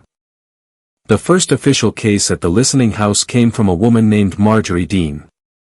76. Retired postal worker. Her nephew wanted control of her accounts because, according to him, she kept forgetting online passwords. She looked at me across the intake table and said, I do not forget passwords. I refused to tell him. There is a difference. I nearly hugged her. Instead I smiled and said, yes, ma'am. There is. That was when I knew the house was doing what it was meant to do. Not saving everyone dramatically. Catching small language before it became law. Forgetful. Difficult. Unsafe. Overwhelmed. Declining. Combative. Words can be warnings. Words can be weapons. At the listening house, we taught people to ask one simple question when someone used those words. What exactly happened? Not what do you think it means? Not what are you worried might happen? What exactly happened? Specifics save people. Fog feeds predators. That line became part of every workshop. Renee taught seniors how to lock caregiver access on hearing devices and phones. Bethany taught families how to keep medical notes. Lillian explained trust protectors in plain English, which annoyed her because she believed plain English should not impress people as much as it did. Alma ran the food table and told every attendee, if someone wants you to sign while you are hungry, eat first and sign nothing. That might be the best legal advice ever given over potato salad. I sometimes wondered what Miriam would think seeing all those people inside her house. Then I would catch the wind moving through the porch screens, hear children arguing over water samples, see an older man leave with a folder held against his chest like armor, and I knew. She would not have said much. She would have fixed a crooked chair. Then she would have gone to the kitchen to see whether there was enough tea. That is how approval looked with Miriam. Practical. Unsentimental. Complete. The last legal document I signed in this whole story was not against Caroline. It was for Jonah. A future stewardship agreement. Not giving him property outright. Miriam would have scolded me for that. Children should inherit responsibility slowly, she used to say, or they confuse it with ownership. The agreement said Jonah would become advisory steward of the Marsh education program at 18 if he chose. Not forced. Not trapped by legacy. Invited. That difference mattered. Caroline had treated inheritance as control. Miriam treated it as care extended through time. I wanted Jonah to know the second kind. When I explained it to him, he frowned. So I do not have to. No. But I can. Yes. He thought about it. That feels better. Exactly. Freedom usually does. A week later, he made a new drawing for the listening house wall. It showed the marsh, the house, me with ears drawn much too large, Miriam as a gray-haired angel which she would have absolutely hated, and a giant peach with a red circle through it. Across the top he wrote, "Listen before they sign." Spelled correctly. Mostly. We framed it. Not because it was pretty. Because it was true. Final depth scenes before closure. There was one hearing after the trial that almost nobody reported. It was not dramatic enough for cameras. No one was led away. No one shouted. No verdict was read. It was a restitution hearing in a smaller courtroom with bad lighting and a clock that ticked too loudly. But to me, it mattered almost as much as the trial. Money had to be traced back. Not only mine. Cora's. Eldon Pierce's. Ruthie Bell's. The funds. The stolen pieces of quiet lives that had been converted into consulting fees, placement bonuses, legal invoices, and clean property transfers. People think restitution means money comes home. Sometimes it does. Often it comes limping. Partial. Late. Reduced by lawyers, taxes, missing records, and whatever the guilty managed to spend before the lights came on. Still, that hearing mattered because each number was spoken aloud. 680,000 from Miriam's fund. 1.2 million in hidden success payments. 410,000 in improper referral compensation. Undervalued property spread across 5 elder cases. The judge read the categories like weather damage after a hurricane. Roof gone. Trees down. Road flooded. Lives altered. When Cora heard the amount tied to her cottage, she laughed once. Not because it was funny. Because numbers can be obscene when they finally admit what people cost. After the hearing, she touched my sleeve and said, I did not need all of it back. I needed them to stop calling it care. That sentence became another wall line at the listening house. Stop calling it care. Underneath, in smaller letters, we added. Show the act. Show the record. Show who benefits. Those 3 lines became our simplest teaching tool. When someone said a parent needed help, we asked what act proved it. When someone said a document was necessary, we asked where the record began. When someone said it was for safety, we asked who benefited if the elder lost control. Not every concern was abuse. We were careful about that. Some families really are scared. Some parents really do decline. Some adult children carry impossible burdens with no money and less sleep. The world is not clean enough to make every accusation simple. That is why records matter. Records protect the vulnerable from predators. They also protect honest caregivers from suspicion. Miriam knew both. That is why she had never written, "Caroline is evil." She wrote dates. Transfers. Names. Questions. She gave me facts because facts can stand in rooms where anger gets dismissed. Months after the restitution hearing, Elias Trent's daughter came to see me. I almost refused. Her name was Laurel. 32. Quiet. No lawyer with her.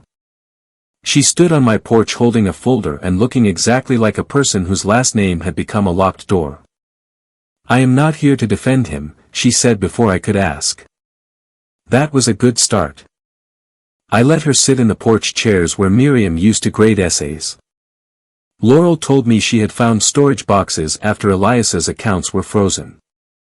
Old acquisition notes. Private memos. Names of properties. Doctor contacts.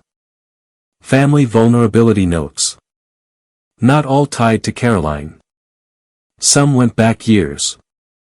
She gave the folder to Simone. Then she came to me because one page had Miriam's name on it. Potential obstacle. High community trust. Spouse influence strong. Daughter viable entry point. I stared at those 4 lines for a long time. Daughter viable entry point. That was what Caroline had become to men like Elias. An entry point. A door into her own father. Laurel cried when I read it. Quietly. She said, "I grew up thinking my father was just hard. I did not know hard could become this." I believed her. Not because I needed to forgive her father. I did not. Because I knew what it felt like to look backward and realize a person you loved had been explaining themselves with success while something rotten grew underneath. Before she left, Laurel asked if I hated her family. I told her the truth. I do not have enough years left to hate by surname. I hate what he did. That is plenty. She nodded. Then she asked if the listening house would accept an anonymous donation from her own money, not his. I said no at first. Pride answered before judgment. Lillian later called me an idiot, which from her was almost affectionate. We accepted the donation after Laurel agreed it would fund independent document review for elders facing property pressure. No name on the plaque. No redemption story. Just useful work. That was the rule. Useful first. Pretty after. The first winter after everything, I finally slept through a storm. That may sound small. It was not. For months, rain made me check locks. Wind against the shutters sounded like someone testing a side door. Every unknown car on the road made my shoulders tighten. Every time my phone buzzed after 10, I expected another emergency. Trauma teaches the body to become a bad prophet. Always predicting the old danger in new weather. Then one January night, a storm rolled in from the coast. Hard rain. Wind in the oaks. The dock ropes knocking softly against posts. I sat in bed with a book and realized I was tired. Not watchful. Just tired. I turned off the lamp. I did not check the locks again. I slept until morning. When I woke, the house was gray with early light. Nothing had happened. That nothing felt like a gift. I made coffee. Put in my hearing aids. Listened to the rain thinning on the roof. Then I said out loud, "We are still here." No audience. No courtroom. No microphone. Just me and the house. Sometimes survival needs to hear itself speak. Caroline's second letter arrived that spring. This one was shorter. No explanations. No long history of pressure. No attempt to arrange sympathy like furniture. She wrote, "I keep remembering Mom telling me the marsh did not belong to us just because our name was on paper. I thought she meant land. I think now she meant people too. I read that line several times. Then I placed the letter in the record box with the first one. Not forgiveness. Not rejection. Record. That was where I had learned to put things too heavy to carry and too real to throw away. One day Jonah may read those letters. Not soon. Not because curiosity asks. Only when truth can help more than it hurts. That is another thing the listening house teaches now. Access to truth is not the same as dumping truth on the table. Timing matters. Consent matters. Age matters. Readiness matters. The guilty use timing to hide. The careful use timing to heal. There is a difference. On Miriam's birthday, we held no ceremony. I did not want speeches. Instead, Jonah, Graham, Alma, Lillian, Renee, Bethany, and I planted 3 live oaks near the edge of the education trail. The ground was stubborn. Alma said that meant the trees would have character. Jonah named them Listen, Early, and Anyway. Listen because that was the house. Early because of the wall line. Anyway because, as he put it, sometimes you have to tell the truth anyway. That boy was going to be either a lawyer, a poet, or a menace. Maybe all 3. When we finished, I poured water around the roots and thought of Miriam's hands doing the same motion with tomato plants years earlier. She had always believed planting was an argument with despair. You put something fragile in the ground and behave as if weather will cooperate. That is not optimism. It is discipline. The whole story had become that in the end. Not a happy ending. A disciplined one. We put truth in the ground. Then we kept showing up to water it. The final record in the case was not a sentence or a financial order. It was a transcript. Simone sent me a certified copy months later. The theater recording. The trial testimony. My victim's statement. Caroline's sentencing statement. Everything reduced to pages, lines, names, and punctuation. I held it in my lap for a long time. A transcript had been my profession. Then it became my protection. Now it was my proof that the story could no longer be bent by whoever spoke last. I placed the certified transcript in the listening house archive beside Miriam's blue folder. 2 records. Hers and mine. Warning and answer. That is the real structure of the story. A wife noticed. A child warned. An old man listened. A record spoke. A house changed purpose. And the people who thought silence was empty learned too late that silence can be collecting everything. Small final note inside the story. A few weeks after we archived the transcript, I walked through the listening house before opening. No one else was there yet. The chairs were stacked. The legal clinic folders were locked. The classroom smelled faintly of crayons and salt air. I stopped in front of Miriam's quilt and noticed Jonah's blue square catching the morning light. For the first time, I did not think about Caroline first. I thought about Miriam's hands. Then Jonah's whisper. Then my own choice to listen before it was too late. That was when I knew the house had changed me too. It was no longer only the place they tried to steal. It was the place where I stopped being ashamed of almost being fooled. Predators depend on that shame. They need decent people to feel stupid, embarrassed, too late, too old, too tired, too private. But being targeted is not the same as being weak. Trusting your child is not stupidity. Grieving your wife is not incompetence. Needing hearing aids is not decline. And asking for help is not surrender. I opened the front doors myself that morning. The marsh air came in first. Then Alma arrived with coffee. Then Bethany with files. Then Renee with a box of donated batteries. Then Jonah, running late, carrying muffins he had slightly crushed on the way. Life came back like that. Not as one grand victory. As people arriving with useful things in their hands. One more ordinary thing returned in the second summer. Music. Miriam used to play old records on Sunday mornings, usually too loud, usually while correcting some recipe she claimed she was following. After she died, I stopped playing them. After Caroline was arrested, I still did not play them. The house had enough voices in it already. Then Jonah found the records in the cabinet and asked why Silence got the best shelf.